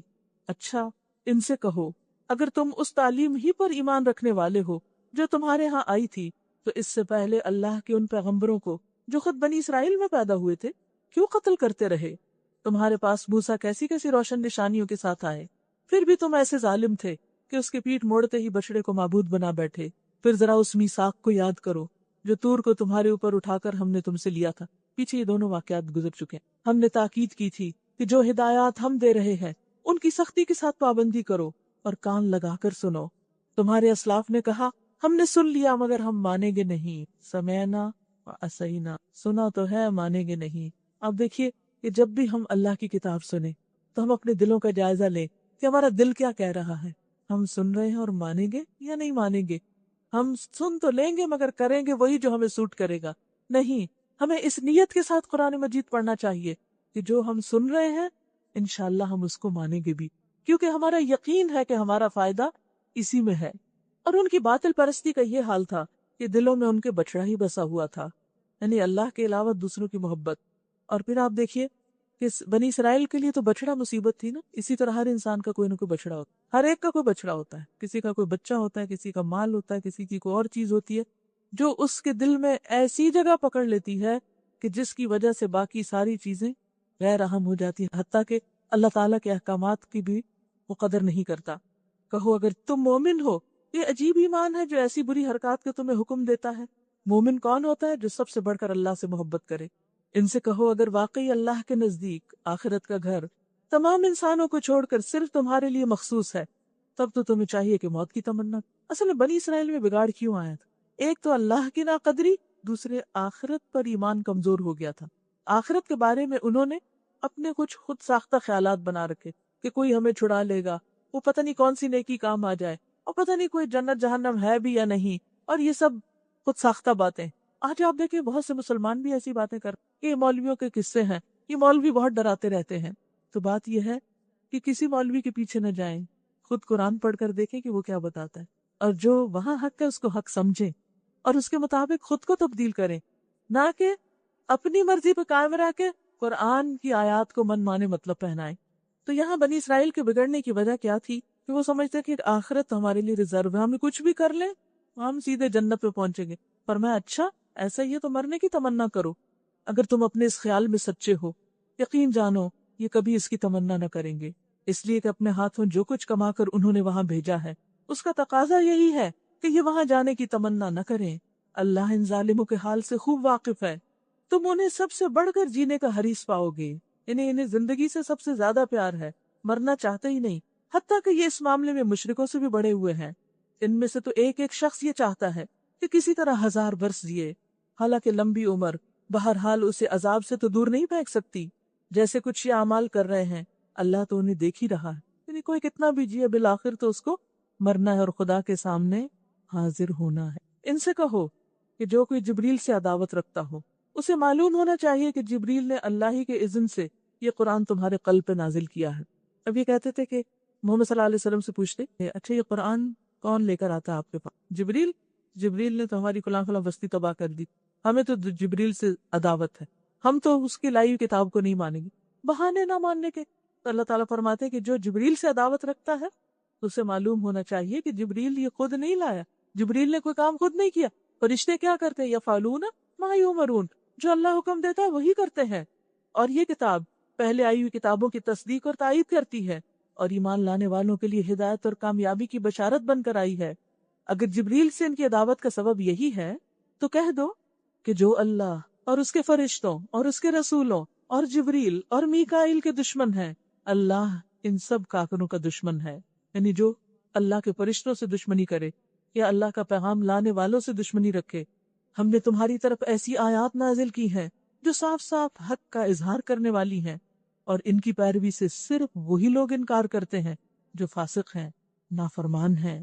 کیا ہمیشہ ایسا ہی نہیں ہوتا رہا ہے کہ جب انہوں نے کوئی عہد کیا تو ان میں سے ایک نہ ایک گروہ نے اسے ضرور بالائے طاق رکھ دیا، یعنی اللہ سے کیے ہوئے وعدے بلا دیے، بلکہ ان میں سے اکثر ایسے ہی ہیں جو سچے دل سے ایمان نہیں لاتے۔ دیکھیے بار بار وعدوں کی خلاف ورزی کی بات آ رہی ہے، اور یہ ایک حقیقت ہے، اس میں ہم سب کے لیے بھی ایک سبق ہے کہ ہم جب اللہ کی خاطر کوئی عہد کریں، نظر مانے، کوئی نیت کریں، ارادہ کریں، تو ہر قیمت پر پھر اس کو پورا کرنا چاہیے۔ پھر یہ نہیں دیکھنا چاہیے کہ کیا ہمارے لیے آسان ہے اور کیا مشکل ہے۔ اور جب ان کے پاس اللہ کی طرف سے کوئی رسول اس کتاب کی تصدیق اور تائید کرتا ہوا آیا جو ان کے ہاں پہلے سے موجود تھی، تو ان اہل کتاب میں سے ایک گروہ نے اللہ کی کتاب کو اس طرح پسے پوش ڈالا گویا کہ وہ کچھ جانتے ہی نہیں، اور لگے ان چیزوں کی پیروی کرنے جو شیاطین سلیمان علیہ السلام کی سلطنت کا نام لے کر پیش کرتے تھے۔ حالانکہ سلیمان علیہ السلام نے کبھی کفر نہیں کیا، لیکن شیاطین وہ کفر کے مرتکب تھے جو لوگوں کو جادوگری کی تعلیم دیتے تھے۔ ہوتا یہ کہ جب کسی قوم کے اوپر دینی اور اخلاقی زوال آتا ہے تو پھر وہ قوم کیا کرتی ہے؟ اللہ کی کتاب کو بھول کر خرافات کے پیچھے لگ جاتی۔ پھر وہ اللہ کی طرف رجوع نہیں کرتے، اللہ سے دعا نہیں مانگتے، اپنی مشکلات کے حل کے لیے جادو، ٹونے، ٹوٹکے اور اس طرح کی چیزوں کے پیچھے پڑ جاتے۔ تو بنی اسرائیل کا بھی یہی حال ہوا کہ انہوں نے اللہ کی کتاب کو تو پشت پیچھے ڈالا، اور ساری دلچسپیاں کس میں ہو گئی؟ جادو منتر میں۔ وہ پیچھے پڑے اس چیز کے جو بابل میں 2 فرشتوں ہاروت اور ماروت پر نازل کی گئی تھی۔ حالانکہ وہ فرشتے جب بھی کسی کو اس کی تعلیم دیتے تھے تو پہلے صاف طور پر متنبہ کرتے، آگاہ کرتے کہ دیکھو ہم محض آزمائش ہیں، تم کفر میں مبتلا نہ ہو۔ اس سے پتہ چلتا ہے کہ جادو کیا ہے؟ کفر ہے۔ پھر بھی یہ لوگ ان سے وہ چیز سیکھتے، یعنی فرشتے کہتے ہیں ہم نہیں سکھائیں گے، یہ کفر ہے، لیکن پھر بھی وہ اس چیز کو سیکھتے جس سے شوہر اور بیوی میں جدائی ڈال دے۔ یہ ہے شیطانی کام، ابلیس کا بھی یہی کام ہے۔ اور جادو سیکھنے کے پیچھے بھی سب سے بڑا مقصد عام طور پر یہی کہ گھر کی بنیادیں ہل جائیں، شوہر اور بیوی کا رفق اور ان کے اختلافات اور ان کے درمیان جدائی، یہ گھر کی بنیادوں کو کمزور کر دیتا ہے، اور جب کوئی ایک یونٹ ٹوٹتا ہے تو اس کا ریپل ایفیکٹ ہوتا ہے، اس سے صرف وہ گھر نہیں ٹوٹتا بلکہ اس کے بعد بچے متاثر ہوتے ہیں، پھر ان بچوں کی آگے زندگیاں متاثر ہوتی، پھر ان کے بچے متاثر ہوتے، وہ اثر نسلوں تک جاتا ہے۔ تو یہاں پر بنی اسرائیل کے جادو سیکھنے کی غرض کیا تھی؟ شوہر بیوی کی جدائی۔ اور بعض روایات میں یہ آتا ہے کہ وہ اس لیے آپس میں ایک دوسرے کو الگ کرتے تھے تاکہ مثلا اگر کسی کی بیوی پر نظر ہے تو اس کو اس کے میاں سے کاٹ کر اس سے نکاح کر سکتے۔ تو اس قسم کا فتنہ فساد ان کی سوسائٹی میں عام تھا، جس کی وجہ سے وہ بگاڑ ہی بگاڑ ان کے اندر آ گیا۔ اب دیکھیے کہ گھر ہی وہ جگہ ہے نا جہاں بچوں کی تربیت ہوتی، ان کو اخلاق، ادب اور تمیز سکھائی جاتی، لیکن جہاں ماں باپ آپس میں لڑتے رہیں، جھگڑتے رہیں، وہ کیسے رول ماڈل ہوتے ہیں بچوں کے لیے؟ آپ ان کو 10 کتابیں پڑھا دیں، آپ ان کو بہترین اسکول میں ڈال دیں، لیکن جب وہ گھر لوٹیں گے اور دیکھیں گے کہ ماں باپ تو میں کر رہے ہیں اور ایک دوسرے سے بولتے نہیں اور ایک دوسرے سے جھگڑتے ہیں، تو کبھی ہو نہیں سکتا کہ پھر وہ کوئی اچھا اخلاق اور تمیز سیکھے، کیونکہ بچے جو کچھ دیکھ کر سیکھتے ہیں وہ کتابوں سے پڑھ کے نہیں سیکھتے۔ اس لیے بے حد ضروری ہے کہ یہ قرآن کا اخلاق ہمارے عمل میں نظر آئے، اور جادو سے چھٹکارا اور ان فسادات سے چھٹکارا بھی صرف اس وقت ہو سکتا ہے جب ایمان مضبوط ہو اور انسان قرآن کی قوت سے ان سب چیزوں کو دفع کر دے۔ ظاہر تھا کہ اذن الہی کے بغیر وہ اس ذریعے سے کسی کو بھی ضرر نہیں پہنچا سکتے تھے، مگر اس کے باوجود وہ ایسی چیزیں سیکھتے جو خود ان کے لیے نفع بخش نہیں بلکہ نقصان دہ تھی، کیونکہ جادو سے دنیا اور آخرت دونوں کا نقصان ہے۔ آپ کسی کا گھر توڑیں گے تو آپ کا کیسے سلامت رہے گا؟ آپ کسی کو نقصان پہنچائیں گے تو آپ کیسے فائدہ اٹھا سکیں گے؟ اور انہیں خوب معلوم تھا کہ جو اس چیز کا خریدار بنا اس کے لیے آخرت میں کوئی حصہ نہیں۔ کتنی بری متاع تھی جس کے بدلے انہوں نے اپنی جانوں کو بیچ ڈالا۔ کاش انہیں معلوم ہوتا، اگر وہ ایمان اور تقوی اختیار کرتے تو اللہ کے ہاں اس کا جو بدلہ ملتا وہ ان کے لیے زیادہ بہتر تھا۔ پھر تقوی کی بات ہے، وَلَوْ أَنَّهُمْ آمَنُوا وَاتَّقَوْا لَمَثُوبَةٌ مِّنْ عِندِ اللَّهِ خَيْرٌ لَوْ كَانُوا يَعْلَمُونَ، کہ اگر ان کو ایمان اور تقوی نصیب ہوتا، اگر انہیں پتہ ہو کہ یہ کتنی بہترین چیزیں ہیں، تو وہ باقی چیزوں کو چھوڑ کر اس کے پیچھے لگتے۔ یا ایھا الذین آمنوا لا تقولوا راعنا وقولوا انظرنا واسمعوا، اے لوگو جو ایمان لائے ہو، راعنا نہ کہا کرو بلکہ انظرنا کہو اور توجہ سے بات کو سنو۔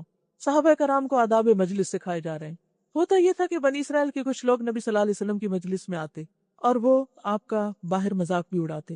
صحابہ کرام جب کہتے رائنا، آپ ہماری طرف توجہ کیجیے، ہماری رعایت کیجیے، بات دہرا دیجیے، ہمیں سمجھ نہیں آئی، تو یہ لوگ بھی اسی طرح کی بولی بولتے، لیکن رائنا کہنے کے بجائے رائی نہ کہتے۔ رائی کہتے چرواہے کو، کہ ہمارا شیپرڈ، ہمارا چرواہا، اور ایک طرح سے مذاق اڑاتے تھے۔ اللہ سبحانہ تعالیٰ نے ان کو تو کچھ نہیں کہا لیکن اپنوں کی تربیت کر دی اور کہا کہ تم یہ لفظ بدل دو۔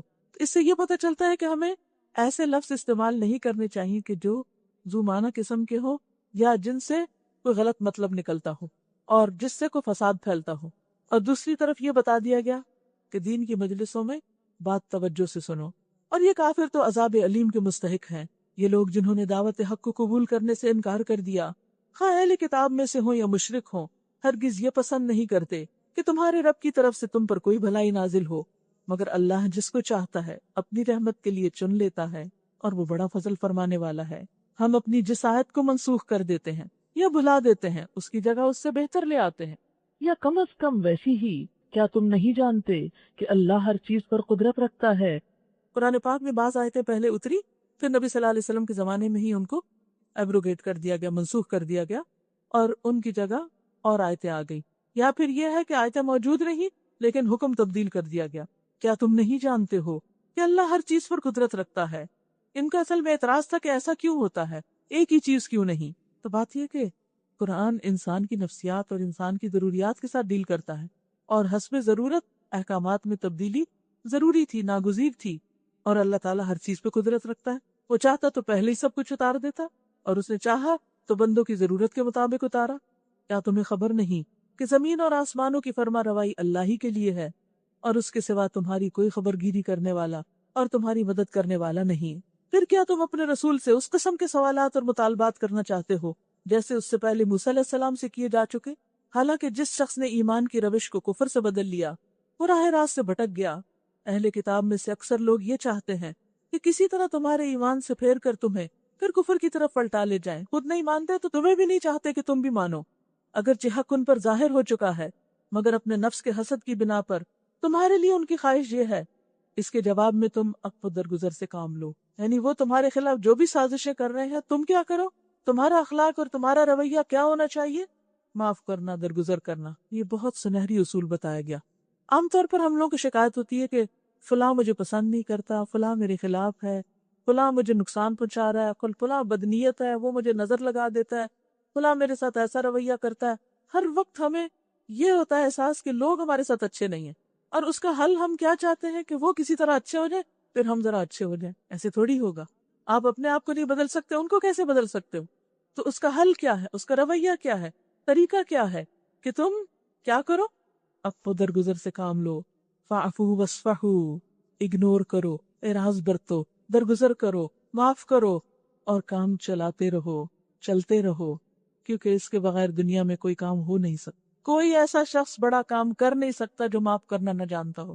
اگر آپ واقعی کچھ کرنا چاہتے ہیں دنیا اور آخرت کی بھلائی کے لیے، کامیابی کے لیے، تو ہر ایک کو معاف کر۔ خود نبی صلی اللہ علیہ وسلم کی مثال دیکھیں کہ جب مکہ میں داخل ہوئے تھے کامیابی اور فتح کے ساتھ، کیا کیا تھا انہوں نے؟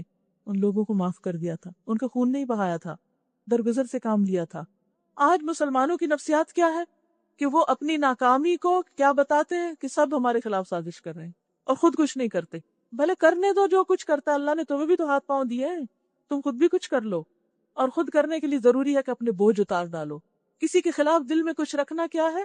بہت بڑا بوجھ، اور اس بوجھ کے ساتھ آپ کوئی بڑا کام نہیں کر سکتے۔ لہٰذا اگر آپ اپنی بھلائی چاہتے ہیں تو لوگوں کی باتوں کو ایک طرف کرتے جائیں اور خود اپنا سفر جاری رکھیں، یہاں تک کہ اب اللہ اپنا فیصلہ نافذ کر دے۔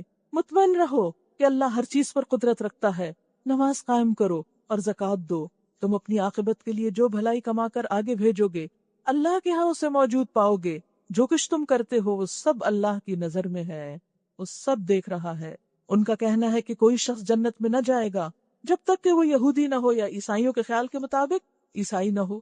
یہ ان کی تمنائیں ہیں، یہ ان کے خیالات ہیں، یہ ان کی فرقہ واریت ہے۔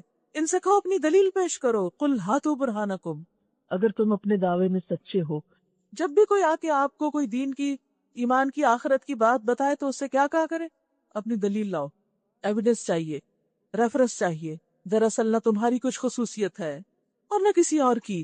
حق یہ ہے کہ جو بھی اپنی ہستی کو اللہ کی اطاعت میں سونپ دے اور عملاً نیک روش پر چلے، اس کے لیے اس کے رب کے پاس اس کا اجر ہے، اور ایسے لوگوں کے لیے کسی خوف اور رنج کا کوئی موقع نہیں۔ وقالت اليهود ليست النصارى على شيء وقالت النصارى ليست اليهود على شيء وهم يتلون الكتاب۔ یہودی کہتے ہیں عیسائیوں کے پاس کچھ نہیں، عیسائی کہتے ہیں یہودیوں کے پاس کچھ نہیں۔ ایک دوسرے کو بلیم کرتے رہتے ہیں اور ایک دوسرے کو ڈیگریڈ کرتے رہتے ہیں، حالانکہ دونوں ہی کتاب پڑھتے ہیں۔ خاص مسلمانوں کے اندر ایسے فرقے بن گئے اور وہ ایک دوسرے کی تحقیر کرتے، وہ کہتے ہیں حق تو ہے بس صرف ہمارے پاس۔ فرمایا اسی قسم کے دعوے ان لوگوں کے بھی ہیں جن کے پاس کتاب کا علم نہیں، وہ بھی اپنے آپ کو سب سے اچھا سمجھتے ہیں۔ یہ اختلافات جن میں یہ لوگ مبتلا ہیں، ان کا فیصلہ اللہ قیامت کے دن کرے گا۔ لہٰذا تم ان جھگڑوں میں نہ پڑو، تم یہ دیکھو اللہ نے کیا اتارا ہے اور مجھے کیا کرنا ہے۔ لوگوں کو ان کے حال پہ چھوڑ دو۔ اور اس شخص سے بڑھ کر ظالم کون ہوگا جو اللہ کی عبادت گاہوں میں اس کے نام کی یاد سے روکے، جو لوگوں کو اللہ کی یاد سے روکے، کہاں؟ اللہ ہی کی مسجدوں میں، اور ان کی ویرانی کے در پہ ہو۔ ایسے لوگ اس قابل ہیں کہ ان عبادت گاہوں میں قدم نہ رکھیں، اور اگر وہاں جائیں بھی تو ڈرتے ہوئے جائیں۔ ان کے لیے تو دنیا میں رسوائی ہے اور آخرت میں عذاب عظیم۔ وَلِلَّهِ الْمَشْرِقُ وَالْمَغْرِبُ، مشرق اور مغرب سب اللہ کے ہیں، جس طرف بھی تم رخ کرو گے اسی طرف اللہ کا رخ ہے۔ اللہ کو کسی ایک کارنر میں کارنر مت کرو کہ بس یہ اللہ کا کارنر ہے اور باقی دنیا ہماری ہے۔ اللہ ہر جگہ ہے، اللہ بڑی وسعت والا اور سب کچھ جاننے والا ہے۔ ان کا قول ہے کہ اللہ نے کسی کو بیٹا بنایا، اللہ پاک ہے ان باتوں سے جو یہ بنا رہے ہیں۔ اصل حقیقت یہ ہے کہ زمین اور آسمان اور اس کی ساری موجودات اس کی ملک ہیں، اس کے قبضے میں ہیں، سب کے سب اس کے مطیع فرما ہیں۔ وہ آسمان و زمین کا موجد ہے، اور جس بات کا وہ فیصلہ کرتا ہے اس کے لیے بس یہ حکم دیتا ہے کہ ہو جاؤ، اور وہ ہو جاتی ہے۔ لا علم لوگ کہتے ہیں اللہ خود ہم سے کیوں نہیں بات کرتا، یا کوئی نشانی ہمارے پاس کیوں نہیں آتی؟ ایسی ہی باتیں ان سے پہلے لوگ بھی کیا کرتے تھے۔ ان سب اگلے پچھلے گمراہوں کی ذہنیتیں ایک جیسی ہیں۔ یقین لانے والوں کے لیے تو ہم نشانیاں صاف صاف نمایاں کر چکے۔ اس سے بڑھ کر کیا نشانی ہوگی کہ ہم نے تم کو علم حق کے ساتھ خوشخبری دینے والا اور ڈرانے والا بنا کر بھیجا۔ اب جو لوگ جہنم سے رشتہ جوڑ چکے ان کی طرف سے تم ذمہ دار اور جواب دہ نہیں ہو۔ یہودی اور عیسائی تم سے ہرگز راضی نہ ہوں گے۔ وَلَن تَرْضَىٰ عَنْكَ الْيَهُودُ وَلَا النَّصَارَىٰ حَتَّىٰ تَتَّبِعَ مِلَّتَهُمْ، جب تک کہ تم ان کے طریقے پر نہ چلو۔ صاف کہہ دو کہ راستہ بس وہی ہے جو اللہ نے بتایا ہے، کوئی فرقہ واریت نہیں، کوئی نام نہیں، ورنہ اگر اس علم کے بعد جو تمہارے پاس آ چکا تم نے ان کی خواہشات کی پیروی کی تو اللہ کی پکڑ سے بچانے والا کوئی دوست اور مددگار تمہارے لیے نہیں۔ یعنی اگر اللہ تمہارا مددگار نہ ہو تو پھر کوئی اور مددگار نہیں، کوئی دوست چھڑا نہیں سکتا، کوئی اور ہیلپر آ نہیں سکتا۔ الذین آتیناہم الکتاب یتلونہ حق تلاوتہ اولئک یؤمنون بہ ومن یکفر بہ فاولئک ھم الخاسرون۔ جن لوگوں کو ہم نے کتاب دی، آپ کو بھی ملی ہے کوئی کتاب، وہ اسے اس طرح پڑھتے ہیں جیسا پڑھنے کا حق ہے، جیسے پڑھنی چاہیے۔ کیسے پڑھنی چاہیے؟ صحیح طور پر اور پھر سمجھ کر۔ وہ اس پر سچے دل سے ایمان لاتے ہیں۔ دیکھیے، ایک ایمان وہ ہے جو کتاب پڑھنے سے پہلے ہم کتاب پر لاتے ہیں، اور ایک ایمان وہ ہے جو کتاب پڑھنے کے بعد اس پر لاتے ہیں۔ تو اصل ایمان کون سا ہے؟ حقیقی ایمان کون سا ہے جو اس کو پڑھ کر اس پہ لایا جاتا ہے؟ اور وہ کیا ہے کہ جو کچھ یہ کہتی ہے وہ سچ ہے، اور جو اس کے ساتھ کفر کا رویہ اختیار کریں وہی خاسرون ہے۔ پیچھے بھی خاسرون کی بات ہوئی نا، ہم نے مفلحون اور خاسرون، کامیاب ہونے والے سکسیسفل اور لوزرز، دونوں کے درمیان فرق کرنا ہے، اور ان چیزوں سے بچنا ہے جو خاسرون کی ہے اور وہ کرنا ہے جو مفلحون کی ہے۔ اے بنی اسرائیل، یاد کرو میری وہ نعمت جس سے میں نے تمہیں نوازا تھا، اور یہ کہ میں نے تمہیں دنیا کی تمام قوموں پر فضیلت دی تھی، اور ڈرو اس دن سے جب کوئی کسی کے ذرا کام نہ آئے گا۔ کیا یہ ان کے لیے کسی اور کے لیے بھی؟ بنی اسرائیل اپنے دور کے مسلمان تھے جیسے آج ہم مسلمان ہیں، ان کو کہا جا رہا ہے کہ اس دن سے ڈرو جب کوئی کام نہ آئے گا۔ تو ہمارے لیے کیا ہے کہ اور لوگ ہمیں بچا لیں گے؟ نہیں، نہ کسی سے فدیہ قبول کیا جائے گا، نہ کوئی سفارش کسی کو فائدہ دے گی، نہ مجرموں کو کہیں سے کوئی مدد ملے گی۔ ہر انسان کو اپنے رب کے سامنے جواب دہی کرنی ہوگی اور ذمہ داری ادا کرنی ہوگی۔ ایک طرف بنی اسرائیل کی مثال، دوسری طرف ابراہیم علیہ السلام، کان امتن، جو پوری امت کا کام کر کے پوری بنی اسرائیل وہ نہ کر سکی جو ابراہیم علیہ السلام نے کیا تھا۔ اصل چیز کیا ہے؟ اخلاص۔ جب اخلاص ہوتا ہے تو ایک شخص بھی بہت کچھ کر جاتا ہے، اور جب اخلاص نہیں ہوتا تو بہت بڑا کراؤڈ بھی کچھ نہیں کر پاتا۔ ابراہیم علیہ السلام کا اخلاص کیسے ٹیسٹ ہوا تھا؟ قربانیوں کے ساتھ۔ وَإِذِ ابْتَلَىٰ إِبْرَاهِيمَ رَبُّهُ بِكَلِمَاتٍ فَأَتَمَّهُنَّ۔ یاد کرو جب ابراہیم علیہ السلام کو اس کے رب نے چند باتوں میں آزمایا، آزمائش کی تھی، امتحان ہوا تھا، وہ ان سب میں پورے اتر گئے، سارے امتحان پاس کر لیے، سارے ٹیسٹ کلیئر کر لیے۔ تو اس نے کہا، اللہ نے فرمایا، انی جاعلک للناس اماما، اب تم امامت کے لائق ہو، اب لیڈرشپ کے قابل ہو۔ جو ٹیسٹ پاس نہ کر سکے وہ امام نہیں بن سکتا، وہ چنا نہیں جاتا۔ میں تجھے سب لوگوں کا پیشوا بنانے والا ہوں۔ ابراہیم علیہ السلام نے عرض کیا، اور کیا میری اولاد سے بھی یہی وعدہ ہے؟ مجھے امامت مل گئی تو کیا ان کے لیے بھی ہے؟ اس نے جواب دیا، میرا وعدہ ظالموں سے متعلق نہیں، امامت نسل میں منتقل نہیں ہوتی، کیونکہ بنی اسرائیل کیا سمجھتے تھے؟ جو کہ ابراہیم علیہ السلام کے اولاد ہے، موسیٰ علیہ السلام کی امت ہے، لہذا ہم چنے ہوئے لوگ ہیں۔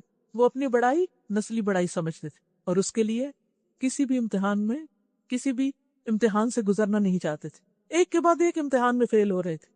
آپ دیکھیں نا، پچھلی جہاں جہاں آزمائش آئی، سب کے دن کی آزمائش پیچھے آ پڑ چکے ہیں، باقی واقعات بھی ہر جگہ فیل ہوئے، ہر جگہ ناکام ہوئے۔ اس کے برعکس ابراہیم علیہ السلام ہر ٹیسٹ میں کامیاب ہو گئے۔ بنی اسرائیل سے امامت چھین لی گئی، ابراہیم علیہ السلام کو امام بنایا گیا تھا۔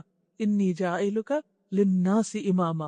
اور یہی وجہ ہے کہ آج سب لوگ ابراہیم علیہ السلام کو مانتے ہیں، مسلمان ہو، جیوز ہو، کرسچنز ہو، سب کے سب، مشرکین حتیٰ کہ۔ اور یہ سب اتنا بڑا مقام کیسے ملا؟ قربانیوں کی وجہ سے۔ ان کی آزمائشیں کیا تھی؟ آگے قرآن مجید میں آتی جائیں گی۔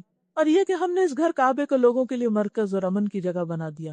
انسان کو عبادت کے لیے، کام کے لیے ایک مرکز چاہیے ہوتا ہے۔ اللہ نے ابراہیم علیہ السلام کو امامت کے ساتھ جگہ بھی دی، اور لوگوں کو حکم دیا کہ ابراہیم جہاں عبادت کے لیے کھڑا ہوتا ہے اس مقام کو مستقل جائے نماز بنا لو۔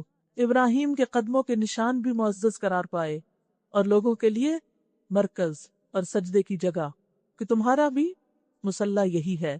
اور ابراہیم اور اسماعیل کو تاکید کی تھی کہ میرے اس گھر کو طواف اور اعتکاف اور رکوع اور سجدہ کرنے والوں کے لیے پاک رکھو۔ تو گویا اللہ کے گھروں کو پاک صاف رکھنا ہماری ذمہ داری ہے۔ یہ وہ لوگ ہیں جن کو اللہ نے امام بنایا، اور اماموں سے کہا جا رہا ہے گھر کو صاف رکھنا۔ اور یہ کہ ابراہیم علیہ السلام نے دعا کی، اے میرے رب اس شہر کو امن کا شہر بنا دے، اور اس کے باشندوں میں سے جو اللہ اور آخرت کو مانے انہیں ہر قسم کے پھلوں کا رزق دے۔ جواب میں اس کے رب نے فرمایا، اور جو نہ مانے گا دنیا کی چند روزہ زندگی کا سامان تو میں اسے بھی دوں گا، مگر آخر کار اسے عذاب جہنم کی طرف گھسیٹوں گا، اور وہ بدترین ٹھکانہ ہے۔ وَإِذْ يَرْفَعُ إِبْرَاهِيمُ الْقَوَاعِدَ مِنَ الْبَيْتِ وَإِسْمَاعِيلُ، امام اللہ کا گھر تعمیر کر رہے ہیں۔ یاد کرو ابراہیم اور اسماعیل جب اس گھر کی دیواریں اٹھا رہے تھے، خود کام کر رہے تھے، خود بنا رہے تھے، تو دعا کرتے جاتے تھے، اے ہمارے رب ہم سے یہ خدمت قبول فرما لے، تو سب کی سننے اور سب کچھ جاننے والا ہے۔ یعنی اتنا بڑا کام کر کے بھی ڈر کس کا ہے کہ قبولیت ہو جائے، کسی پر احسان نہیں۔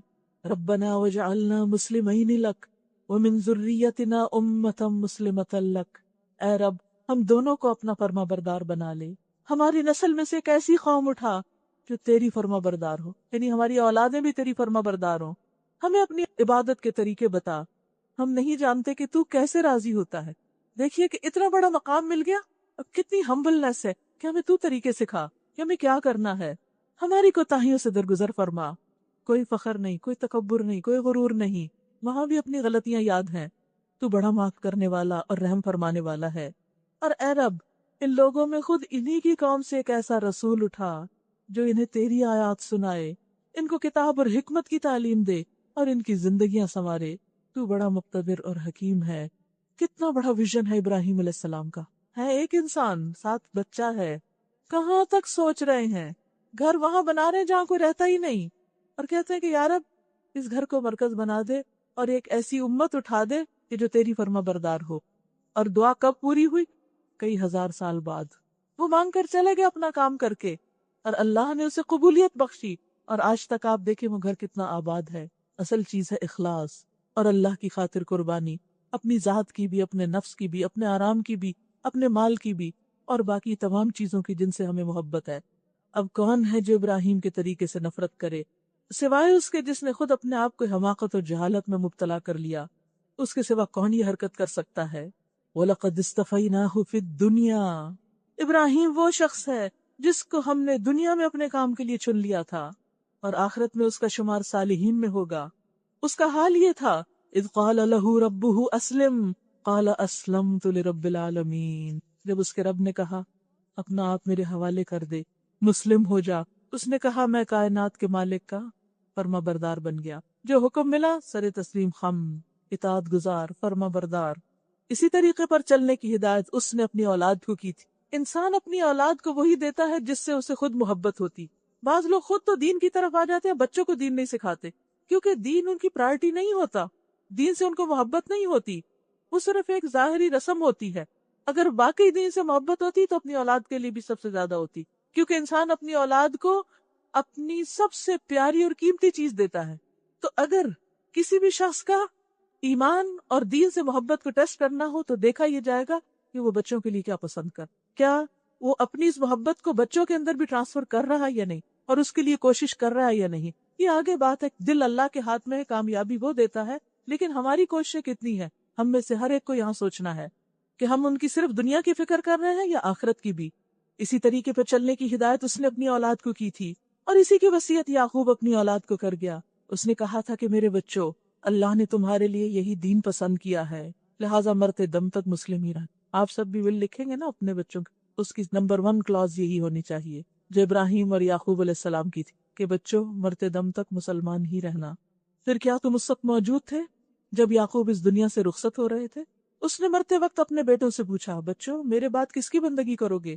ان سب نے جواب دیا، ہم اسی ایک خدا کی بندگی کریں گے جسے آپ نے اور آپ کے بزرگوں ابراہیم، اسماعیل اور اسحاق نے خدا مانا ہے، اور ہم اسی کے مسلم ہیں۔